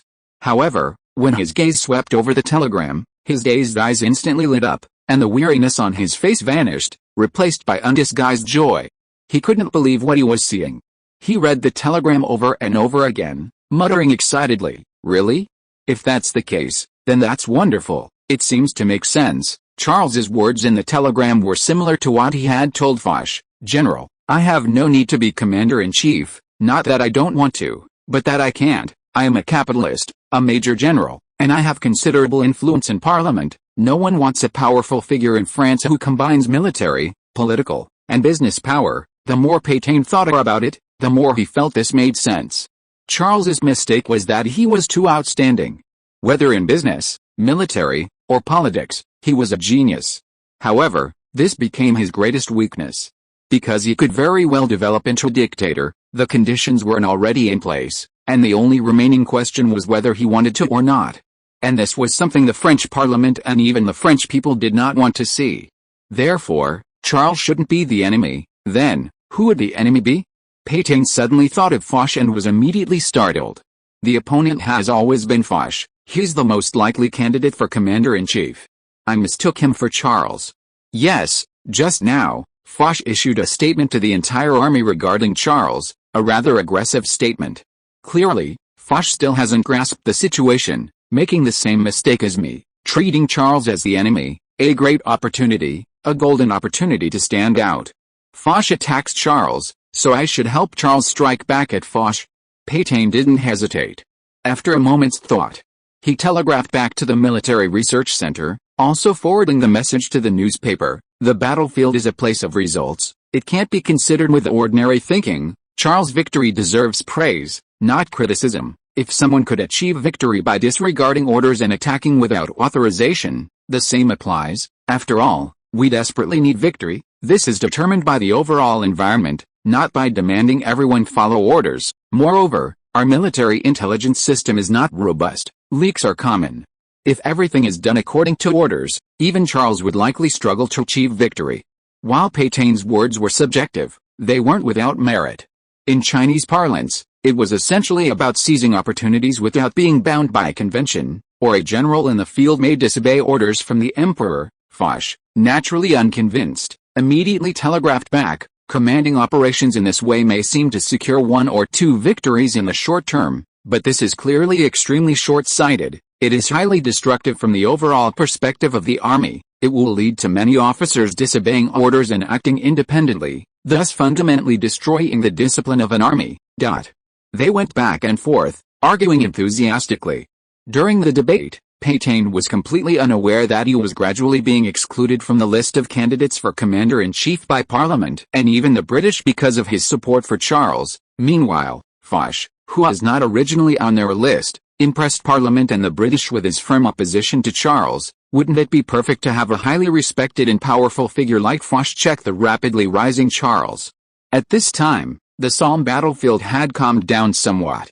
The Anglo-French forces had suffered heavy casualties and could no longer advance before reinforcements arrived, while the German army wisely maintained a defensive posture, thus creating a brief period of calm on the battlefield. Under the pouring rain, squads of unarmed French soldiers trudged through the muddy, unpaved land, collecting corpses. There were too many bodies to bury, so they piled them up like garbage, forming small mountains, before dousing them with gasoline and burning them. The rain made burning difficult, requiring them to bring in more gasoline several times before finally managing to ignite a fire strong enough to sustain in the rain. Amidst a nauseating stench of burning flesh, Nibbler sat restlessly in his office, sometimes sitting down with a furrowed brow, sometimes rising and pacing back and forth with his hands behind his back. He had been following the domestic media closely and knew what was happening. A shrewd politician, he knew why Foch and Pétain, who were normally completely unrelated, were arguing so fiercely in the media and public. It was all about his position as commander-in-chief. These bastards, Nibbler cursed inwardly. I'm suffering on the front lines commanding the troops, and you're plotting to kick me out and take my place. Then there were the British, who were ungrateful and treacherous, clearly shifting all the blame onto me without mentioning that they were the ones who devised the battle plan. But it seemed no one could be blamed. Nibbler was the commander-in-chief, the French commander-in-chief and the Allied commander-in-chief. Who else could bear the responsibility if not him? The idea of bringing in Charles to win the battle also seemed impossible, because people were clamoring for Charles to become commander-in-chief. Doing so would practically hand over the command to Charles. Nibbler felt surrounded, like he was besieged on all sides, everyone watching his position and targeting him. After much deliberation, Nibbler made a decision. There seemed to be only one way to keep his position as commander-in-chief: gather all the troops he could mobilize and win the battle himself. Chapter 546 The Final Madness. Foch, Pétain, Parliament, the British, and everyone else, including Charles, overlooked one thing. This final madness wouldn't just happen to the besieged Germans, it would happen to their own people too. People only knew that Nibbler was unworthy of his position, but they didn't consider his perspective. Continuing like this would ruin his future, leaving him with no hope of advancement. Only a desperate gamble might offer a sliver of hope. Thus, Nibbler recklessly mobilized troops, amassing over 300,000 men across more than a dozen divisions in just a few days, including Christine's 1st Special Artillery Division, originally intended for Verdun. The 1st Special Artillery Division was fully equipped with Charles A1 tanks. Nibbler thought that after studying Charles's tactics, deploying them to the battlefield would make them nearly as effective as Charles's troops. What Nibbler didn't know was that by limiting the 1st Special Artillery Division's attack to the easily defensible Somme River defenses, the tactics Christine had learned wouldn't have much room to be used. Nibbler remained worried that these preparations were insufficient. He, in his capacity as commander-in-chief of the Allied forces, demanded a counter-offensive from the Russian and Italian armies and negotiated with the British army for a coordinated counter-offensive on the Somme. All of this was carried out secretly by Nibbler under the pretext of military secrecy. This seemed to be Joffre's offensive plan, previously thwarted by Charles, but now realized under Nibbler's control. The only difference was that Joffre's plan included a declaration of war from Romania. This wasn't because Nibbler didn't want to, but because a decision required joint contacts between the British and French governments in Romania. Nibbler, as commander-in-chief, couldn't bypass Parliament and proceed in secret. At dawn, a light rain fell on the Somme defenses. The air was thick with the acrid smell of burning corpses, a smell the soldiers in the trenches seemed accustomed to, not even bothering to cover their mouths and noses with a napkin. Some soldiers huddled on the footstools, but the murky, foul-smelling water still reached above their ankles. Those below the footstools had to endure the icy, bone-chilling feeling of their legs submerged in water all night. They stood shivering in the cold rain, clutching small pieces of bread or expired, smelly cans of food, struggling to put them into their mouths with trembling hands, trying not to drop them or let them get wet. One soldier couldn't help but complain, "It's only the beginning of December, the weather isn't too cold yet. What if it gets colder and even snows?" Another soldier chuckled softly, "Our Dwyer is optimistic, he says we can live until it snows." A burst of laughter erupted around them, but the laughter was tinged with bitterness. Many of the soldiers were newly recruited, and they were terrified by the veterans' calm in the face of death. Desjardins was one of them, his face pale, shivering uncontrollably, whether from the cold or fear. You, aren't you going to do anything?" he cried. The veteran replied expressionlessly, "What can we do? Take it easy, Desjardins. Unless Charles comes to command us, we won't live much longer. For France, for victory, isn't it? We just can't see it. Look at the corpses lying in the no man's land. That's our fate, the reality we must face." Desjardins was about to say something when suddenly 3 red signal flares rose into the sky before his horrified eyes. The artillery barrage began immediately. Thousands of cannons roared almost simultaneously, shells raining down on the German positions, turning almost half the sky red. But unlike the previous week-long bombardment, this artillery preparation lasted only half an hour. To be precise, not half an hour, but as the shells continued to pour onto the enemy lines, the death knell sounded. French soldiers crawled out of the trenches like ants, shouting as they charged towards the enemy positions. Christine's 1st Special Artillery Division was in the attack sequence, his troops positioned on the flanks of the assault force. He had protested this, saying, tanks should provide cover for infantry, not be positioned on the flanks like cavalry. This was a lesson Christine had learned during his studies and training. Tanks and infantry should cover each other to maximize their combat effectiveness. However, Nibbler replied, "The infantry doesn't need cover, Major General. Artillery cover is enough for them." "Artillery cover?" Christine objected. "We know what's going to happen. The moment our artillery fire stops, the Germans will bring up their machine guns, and they'll mow down the charging infantry like wheat." So, Nibbler moved closer, his eyes fixed on Christine. "I don't intend to stop the artillery fire." "What?" Christine thought she'd misheard. You intend to let the soldiers charge under artillery fire? Their own artillery? That will inevitably cause friendly fire." "I know," Nibbler interrupted Christine, "but like you said, if we don't, they'll die in droves under enemy machine gun fire, won't they? It's better to die under artillery fire than under enemy machine gun fire." The latter would give the French a chance to charge into the German trenches and engage in hand-to-hand combat, while the former would just be a pointless waste of lives. Therefore, in the long run, the latter was obviously the better choice. Christine was utterly shocked. It was said to be for victory, for France, but in essence, it was using soldiers' lives to pave a bloody path for Nibbler, allowing him to remain in his position as commander-in-chief. He's gone mad, Christine thought. Nibbler, however, paid no attention to Christine's thoughts. Pointing to the map on the table, he coldly ordered, "When the infantry rush into the trenches and engage the enemy in hand-to-hand combat, can you find a way to penetrate deep into enemy territory through anti-tank ditches and trenches?" "Yes, General," Christine replied helplessly. "We can do it." He could indeed do it. Trenches could be filled with sandbags, and anti-tank ditches could be bridged with steel beams. This was an inspiration Christine had drawn from the Battle of Charnholm. Charn used a sophisticated method, directly employing armored bridging vehicles. Christine could only have engineers build the bridges. Tanks carried 2 thick steel beams, which were then manually erected before reaching the anti-tank ditches for the tanks to pass through. "Very good," Nibbler straightened Christine's uniform. "This battle will decide everything. After the victory, don't worry about promotion, understand?" "Yes, General," Christine straightened up and answered. But his mind was a mess. Where were the supporting infantry after the breakthrough? What about logistics? How would they guarantee fuel and ammunition? He wanted to speak, but after opening his mouth, he swallowed his words. It was pointless. Nibbler didn't understand any of this. Besides, the attack was tomorrow. There was no time to prepare. Christine regretted not expressing his support for Charles in time. If he had been part of Charles's forces, this chaotic and disastrous battle wouldn't have happened. If you are listening to this novel on a channel other than Fanfic World, it means it was downloaded and re-uploaded without effort. We warmly invite you to visit our channel, Fanfic World. There you will find the original version of this story and many other novels of various genres. We look forward to seeing you dive into a world of incredible novels. Chapter 547 for Peace Negotiations. The rain intensified, tinged with a faint reddish hue, pounding against the tank armor with a clanging sound. Inside the assault trenches, the 1st Special Artillery Division stood ready.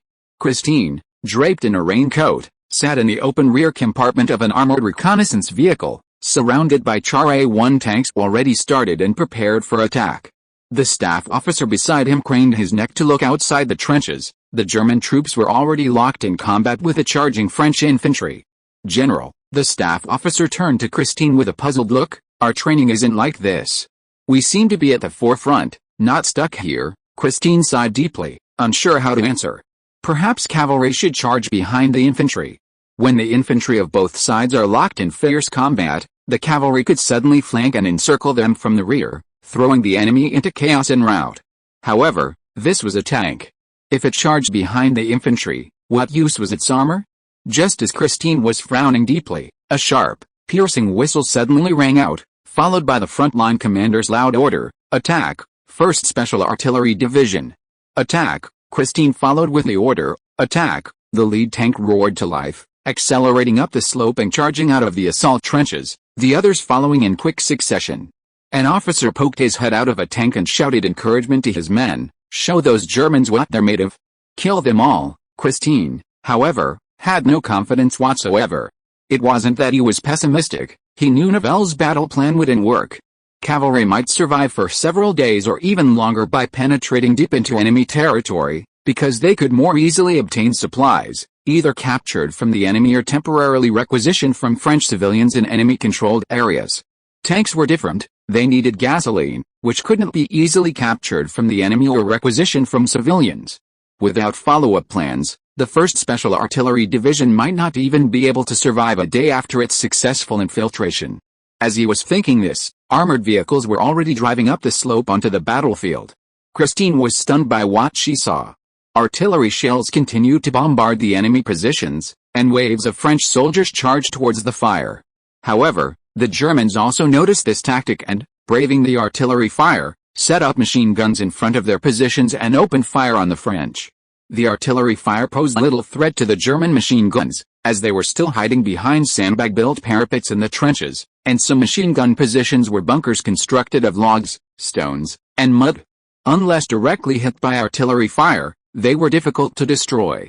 The artillery fire, on the other hand, caused great trouble for the charging French. The smoke from the shells concealed German firing positions, and the flying shrapnel on shattered rocks prevented French soldiers from getting close. As a result, hordes of French soldiers fell on their way, but the French soldiers continued to push forward, stepping over the corpses. Before the rotting bodies in the no man's land could be cleared away, a layer of fresh corpses was immediately laid on top.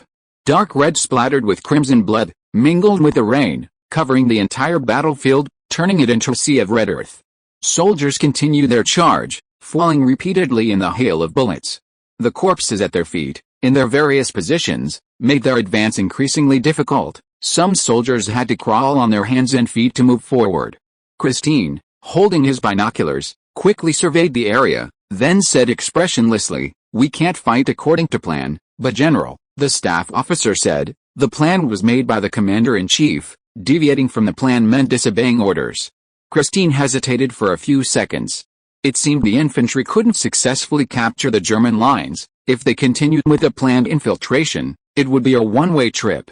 Changing the plan to coordinate with the infantry offered a glimmer of hope. Thinking this, he made a decisive decision, pass down the order, cancel the trench crossing and infiltration, and fully support the infantry attack. "Yes, General," the staff officer replied, immediately relaying the order via signal flags and radio. As it turned out, Christine's decision was correct.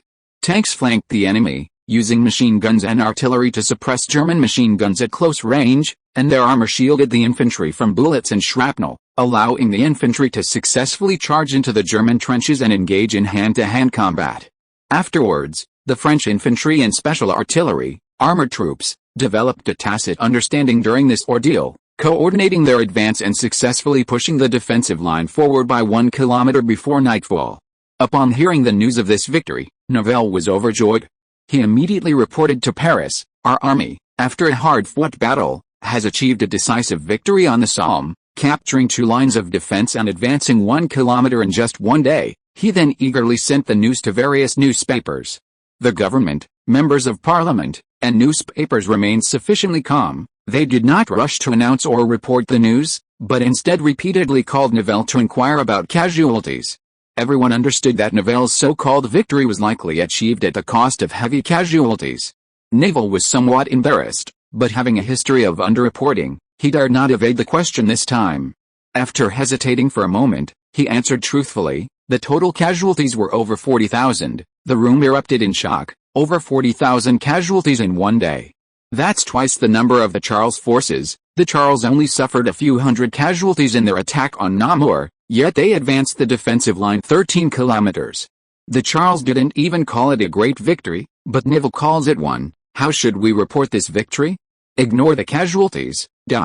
Foch's comment was particularly scathing. I cannot call it a victory, advancing 1 kilometer at the cost of over 40,000 men. At this rate, when we advance to the German border and reclaim lost French territory, we will have to sacrifice all our soldiers." Pétain then stood with Foch. "Then, the Germans can proudly point guns at our heads. And we can only raise our hands in surrender, because there are no more adults in France capable of picking up rifles and fighting." Neville hadn't expected this to happen, and just as he was feeling indignant, something even more devastating struck. Kaiser Wilhelm II declared through the Berliner Zeitung, "Without a doubt, the Allied powers are on the road to defeat. It is time to end this pointless war. Germany is willing to negotiate for peace." Did the Germans believe they were in a superior position? And were they expressing their willingness to negotiate as victors?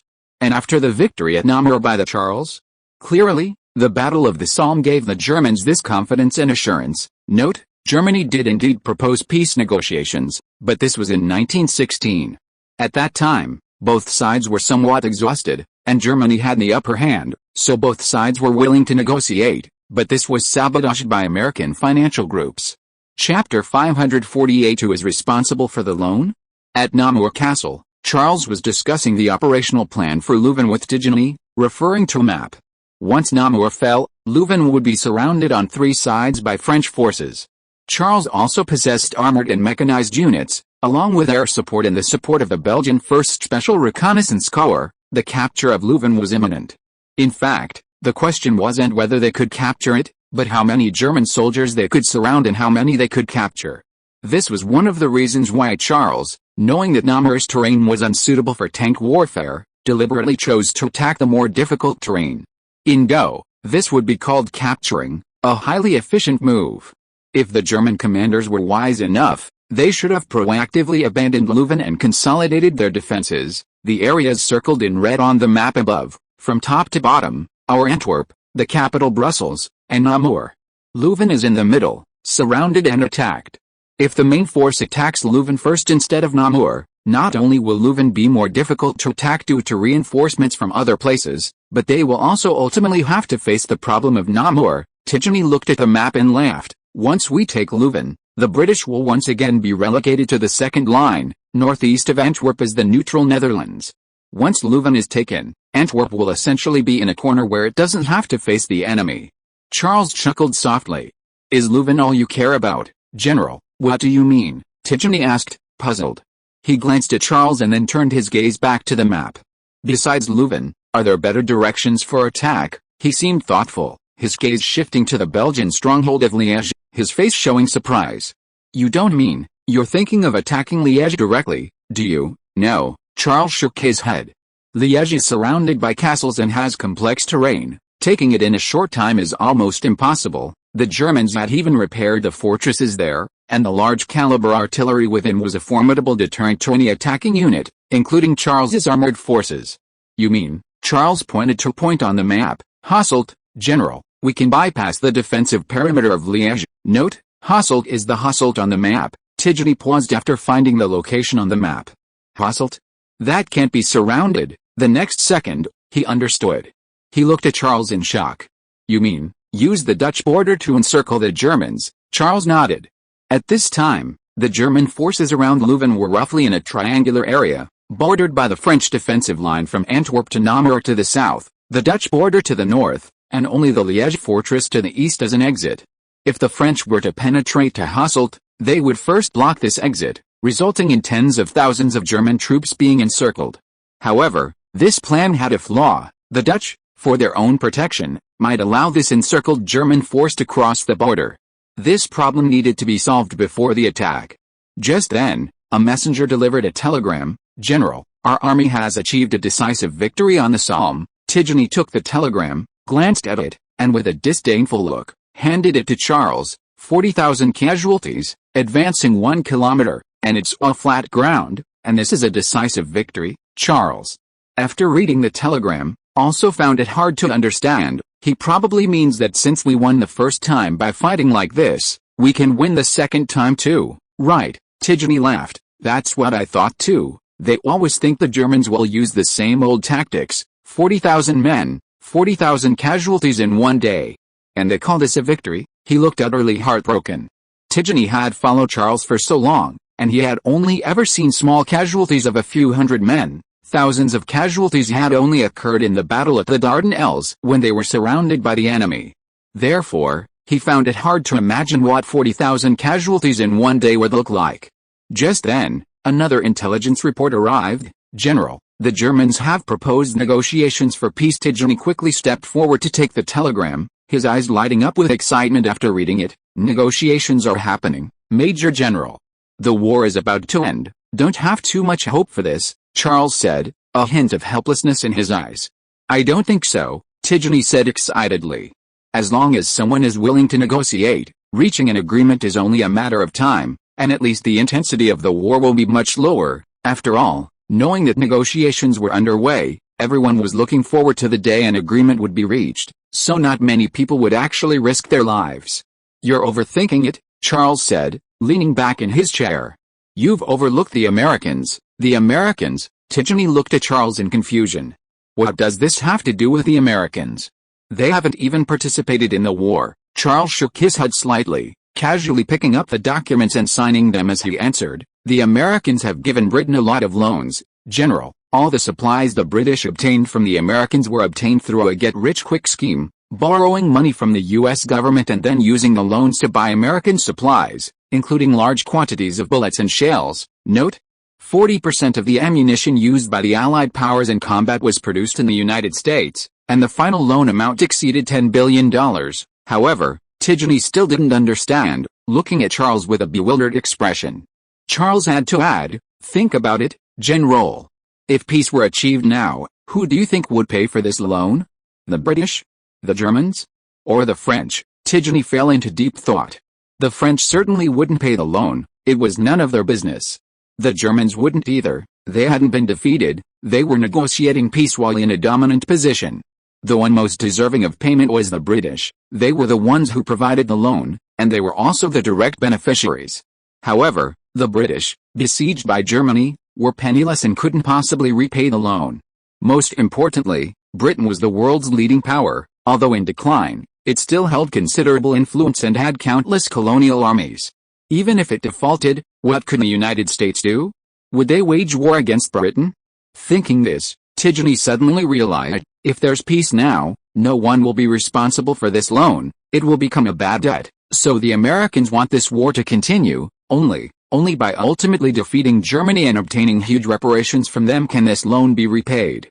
Charles nodded. That's right, General. Therefore, the American financial groups will use their control over resources to manipulate British and French public opinion to the best of their ability. They will make everyone believe that the so-called negotiations are just a German conspiracy, a delaying tactic. Tidjany felt as if he had fallen into an ice cave. The glimmer of hope he had just seen was instantly extinguished. The United States could indeed do what Charles said, with ease. Chapter 549 The War for the Wallet. The Americans acted swiftly, understanding that public opinion should be guided from the outset. The earlier the intervention, the lower the cost and the better the results. While Charles and Tidjany were discussing the matter, American financial groups informants in Britain, France, Italy, and even neutral countries were already actively expanding their reach. London, England. Member of Parliament Boris received an envelope upon returning home. Inside was a rusty key and a note with an address for a property in the neighboring Islington borough, a middle-class area. When Boris found the address, he discovered it was just an inconspicuous little house, dilapidated and worthless. Boris scoffed. Wartime was when property prices plummeted, thousands of soldiers died on the battlefield, and countless properties were abandoned or sold off due to lack of heirs. And now, someone was giving him a rundown house? However, greatly disappointed, he opened the door and went inside, only to find the huge basement filled with supplies, food, daily necessities, and plenty of high-end wine, enough for his family to live lavishly for several years. In the British House of Commons, although a few members shouted incredulously, "Why don't we talk to the Germans? Let's hear their negotiating terms before making a judgment. If we want to know if this is a delaying tactic by the Germans, we can simply let the Military Intelligence Bureau investigate. We can fight and negotiate at the same time. At least we should send someone to contact the Germans instead of shutting them out. This might be an opportunity. Talking won't cost us anything." Their words were reasonable, but they were drowned out by the angry voices of other members. "No, by the time we find out, it will be too late. Think of the soldiers who sacrificed their lives on the battlefield. We have already lost hundreds of thousands. Was their blood shed in vain? You traitors, you should be imprisoned." In Paris, France, Member of Parliament Arthur discovered that his huge gambling debts had been completely paid off overnight, and all the creditors who had harassed him were now smiling. Congressman Noel received a warehouse filled with countless scarce supplies. Congressman Mail inexplicably acquired shares in Kennard Shipping Company. Note: Kennard Shipping Company was an American shipping company involved in wartime transportation. In the House of Representatives at the Bourbon Palace, despite the constant curses and protests from opponents, it was declared, "We unanimously agree that any thought of negotiating with Germany is shameful and despicable. We have reason to believe that these people have been bribed by the Germans, and some are even suspected of espionage. We must fight the war to the end until a real victory is achieved, without a doubt, for France, for glory, for the people." Under their call, French soldiers on the Western Front launched another offensive, seemingly to demonstrate to the German army, to France, and to the world their unwavering determination to fight to the end. Charles, seeing all this in the newspapers, sighed inwardly. It was all business. The war, which should have ended, was to continue for several more years because of a $10 billion loan, and the already exhausted military and civilian populations of various countries were struggling to hold on under the guise of benevolence and morality of congressmen and nobles. The only ones paying the price are civilians and soldiers. What does it have to do with them? Tidjane, however, couldn't contain himself. The more he read, the angrier he became. Finally, he slammed his fist on the table and cursed. "Clearly, those congressmen are accepting bribes from the U.S., ignoring the peace we have, ignoring the interests of the people, yet they keep claiming to be acting for the people, while denigrating those who fight for peace as traitors." Tidjane looked at Charles. "Shouldn't we do something? What can we do?" Charles retorted. What a strange rich kid. He was clearly part of the interest group, yet he always thought from the perspective of ordinary people. No wonder he was at odds with his father.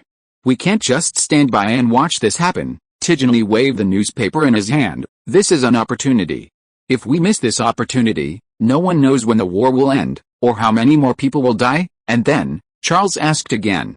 "You have prestige," Tidjane said, his eyes filled with expectation as he looked at Charles. "You also have power. We can combine the St. Etienne arsenal and the Brest shipyard, along with your resources and the FN arsenal. We will succeed." Charles's tone was surprisingly calm. "You think they will support me?" Tidjane was speechless, staring at Charles in disbelief. Weren't they all just following his lead? Charles smiled and shook his head gently. Poor Tidjane, raised in luxury and sheltered conditions, was too naive. Most of the resources Charles controlled were military-industrial enterprises. The reason they listened to Charles was because of the ideas in his head, because Charles could bring them creativity and prospects. These military-industrial enterprises were precisely the ones who least wanted peace and most wanted the war to continue.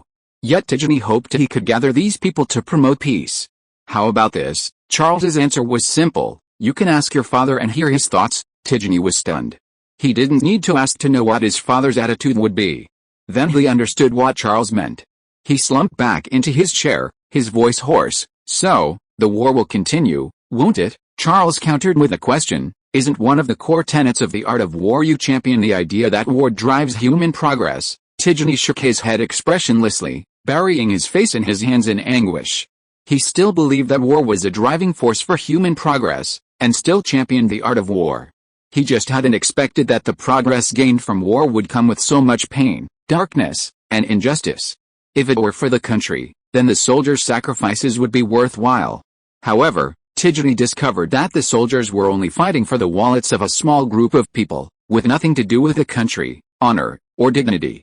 Soldiers and civilians alike were being manipulated and fooled by that small group. "General," a communications officer handed him a telegram, "Nivelle has issued a statement to the entire army, Saying that the Somme and Namur are two different types of battlefields, Charles took the telegram and read it. The gist was that the Somme was a large-scale frontal battle, while Charles's fighting in Namur was a small-scale raid. He used the word sneak attack, undoubtedly trying to smear Charles's victory in a dishonorable way. In conclusion, even under Charles's command, it would be difficult to achieve better results on the Somme. This is a desperate act, Charles thought. To resort to such a despicable tactic, no wonder he's the commander-in-chief of the French army. Chapter 550. He concealed the truth once again. Nibbler's actions were not as simple as they appeared. He had carefully considered his options. A shrewd politician, Nibbler knew that Parliament and the British wanted to suppress Charles. Therefore, his denigrating remarks about Charles would not only elevate himself by stepping on Charles, but also regain the support of Parliament and the British. After all, the enemy of my enemy is my friend, and Parliament and the British would see the potential benefits. Especially the British, Nibbler believed gaining their support was crucial. Therefore, he abandoned the fierce fighting on the Somme front to meet with Kitchener in Dunkirk, and the next day rushed to Paris to attend a conference to garner support. Charles, however, was indifferent to these petty tricks. He knew that the army was different from other systems, especially wartime armies. The soldiers' needs were direct and practical. They wanted commanders who could lead them to victory. Everything else was meaningless. Nibbler's approach might solve the problem of higher-ranking support, but it couldn't solve the problem of lower-ranking officers and soldiers' acceptance of him. The soldiers deeply resented commanders who rose through connections, especially with foreign influence. Therefore, Nibbler was destined to fail due to his unpopularity. Charles believed that a man destined to fail was not worth his time, and that his attacks were a waste of time. However, a telegram from Christine requesting assistance forced Charles to take it seriously. That day, Albert I, accompanied by Brigadier General Eden, arrived at Namur Fortress to report to Charles. "It's a pity you didn't personally lead the troops into Namur, Major General," King Albert I said excitedly. "You missed the scene. You can't imagine how popular you were. The whole city came out, lining up in the rain chanting your name. Many waited for hours just to see you," Brigadier General Eden agreed, "not just the people of Namur, but the soldiers of the 1st Special Reconnaissance Corps as well. They longed for your personal instruction. If possible, could you show up and say a few words?" King Albert I asked expectantly. "That would boost morale. They would go crazy for it." "We'll see." Charles didn't give a definite answer. "If I have time, I will." He always believed that one must be strong to succeed, and what truly boosted morale was achieving victory after victory through steady, methodical warfare, not just meeting with the people and offering words of encouragement. "Of course, Major General." King Albert I nodded quickly. Charles was the god of Belgium. Every decision he made was correct. At that moment, a telegram was handed to Charles. It was from Major General Christine. Charles glanced at the telegram, his expression instantly changing. He didn't even show it to Tigny, but folded it neatly and put it in his pocket. "What's wrong, Albert?" "I thought there had been a new development in the situation in Namur." "Nothing," Charles replied. "I have to go back to Paris. There are some matters in Parliament that require my attention." Albert I said "Oh," and relaxed. So it was about Parliament. Those bastards always tried to find ways to cause trouble for Charles. At the Palais Bourbon in Paris, the two sides were engaged in a heated debate, evenly matched. Nivelle stood on the podium, leading the opposing side's arguments. "Gentlemen, looking at all of Charles's commands, none have exceeded 2 divisions, that may be the limit of his ability to command troops. Once large-scale operations occur, such as 5 divisions of 100,000 men or even more, it's beyond his control. The nature of the 2 types of operations is completely different, and the tactics are different too." A chorus of boos erupted from the audience. Gallery objected. "His achievements are dozens of times greater than yours." Armand scoffed. "I think you've forgotten that Charles besieged Ghent and captured hundreds of thousands of Germans." Steed protested loudly. "We eagerly await a Charles-style victory for you, Commander-in-Chief." Even Wells, who rarely spoke in Parliament, shouted angrily, "Until now, you seem to have no achievements to boast of, except for causing our soldiers to suffer 40,000 casualties in a single day." Many centrists firmly stood on Charles's side, a significant portion of whom represented the workers. The MPs who opposed Charles knew perfectly well that the 2 sides' achievements were vastly different and incomparable. However, due to the need to weaken and counterbalance Charles, they were forced to support Nibbler's rhetoric. Charles's achievements are largely due to his equipment. If General Niveler had the same equipment, who says he couldn't achieve the same results? Besides, the invention of new equipment is dangerous. The Germans will immediately learn it and use it on us. Amid curses and protests, Niveler called upon Lieutenant General Alves, the commander of Antwerp.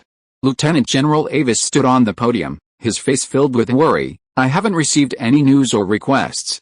I didn't even know that Charles's troops had been transferred from Antwerp. This is extremely dangerous. I thought Antwerp was defended by Charles's troops, so I was confident, but that's not the case. If the Germans suddenly attack Antwerp, the consequences will be unimaginable. Gallieri immediately retorted, you seem to have forgotten the Belgian army. They are the main force stationed in Antwerp. Charles has already made arrangements. Niveler, adopting an objective and impartial demeanor, replied, Your Excellency, the key point is that the commander is not Charles but Lieutenant General Alves. As everyone knows, an army only has fighting power under unified command, otherwise, it will inevitably fall into chaos. Someone in the audience immediately objected, but the fact is he won, a remarkable victory. Can you? Just as everyone was arguing fiercely, Charles pushed open the door and walked in. The arguing instantly subsided, even disappeared. The members of Parliament were surprised by Charles's appearance. They hadn't invited him, and the atmosphere was somewhat awkward. Niveler hesitated for a moment, then raised his head high, but everyone could see he was putting on a brave front. Charles ignored the strange looks from the members and walked directly to Niveler, saying in an unquestionable tone, You should return to the front, Commander-in-Chief. Your army is mutinying. You need to persuade your own soldiers, not the members of Parliament. Otherwise, the entire Western Front could collapse, and France will be in danger. Everyone was shocked. All eyes turned to Niveler. Niveler's expression was somewhat unnatural, his eyes filled with anger, but without surprise or panic. The members of Parliament then understood. Niveler had known about the mutiny all along. He had once again concealed the truth from the outside world and from Parliament. End of this chapter. Thank you so much for reading until the end. Don't forget to give it a like. Looking for more exclusive content and immediate access? Subscribe to our Patreon. Remember, every like, subscription or donation encourages us to continue. Thank you all. See you in the next video.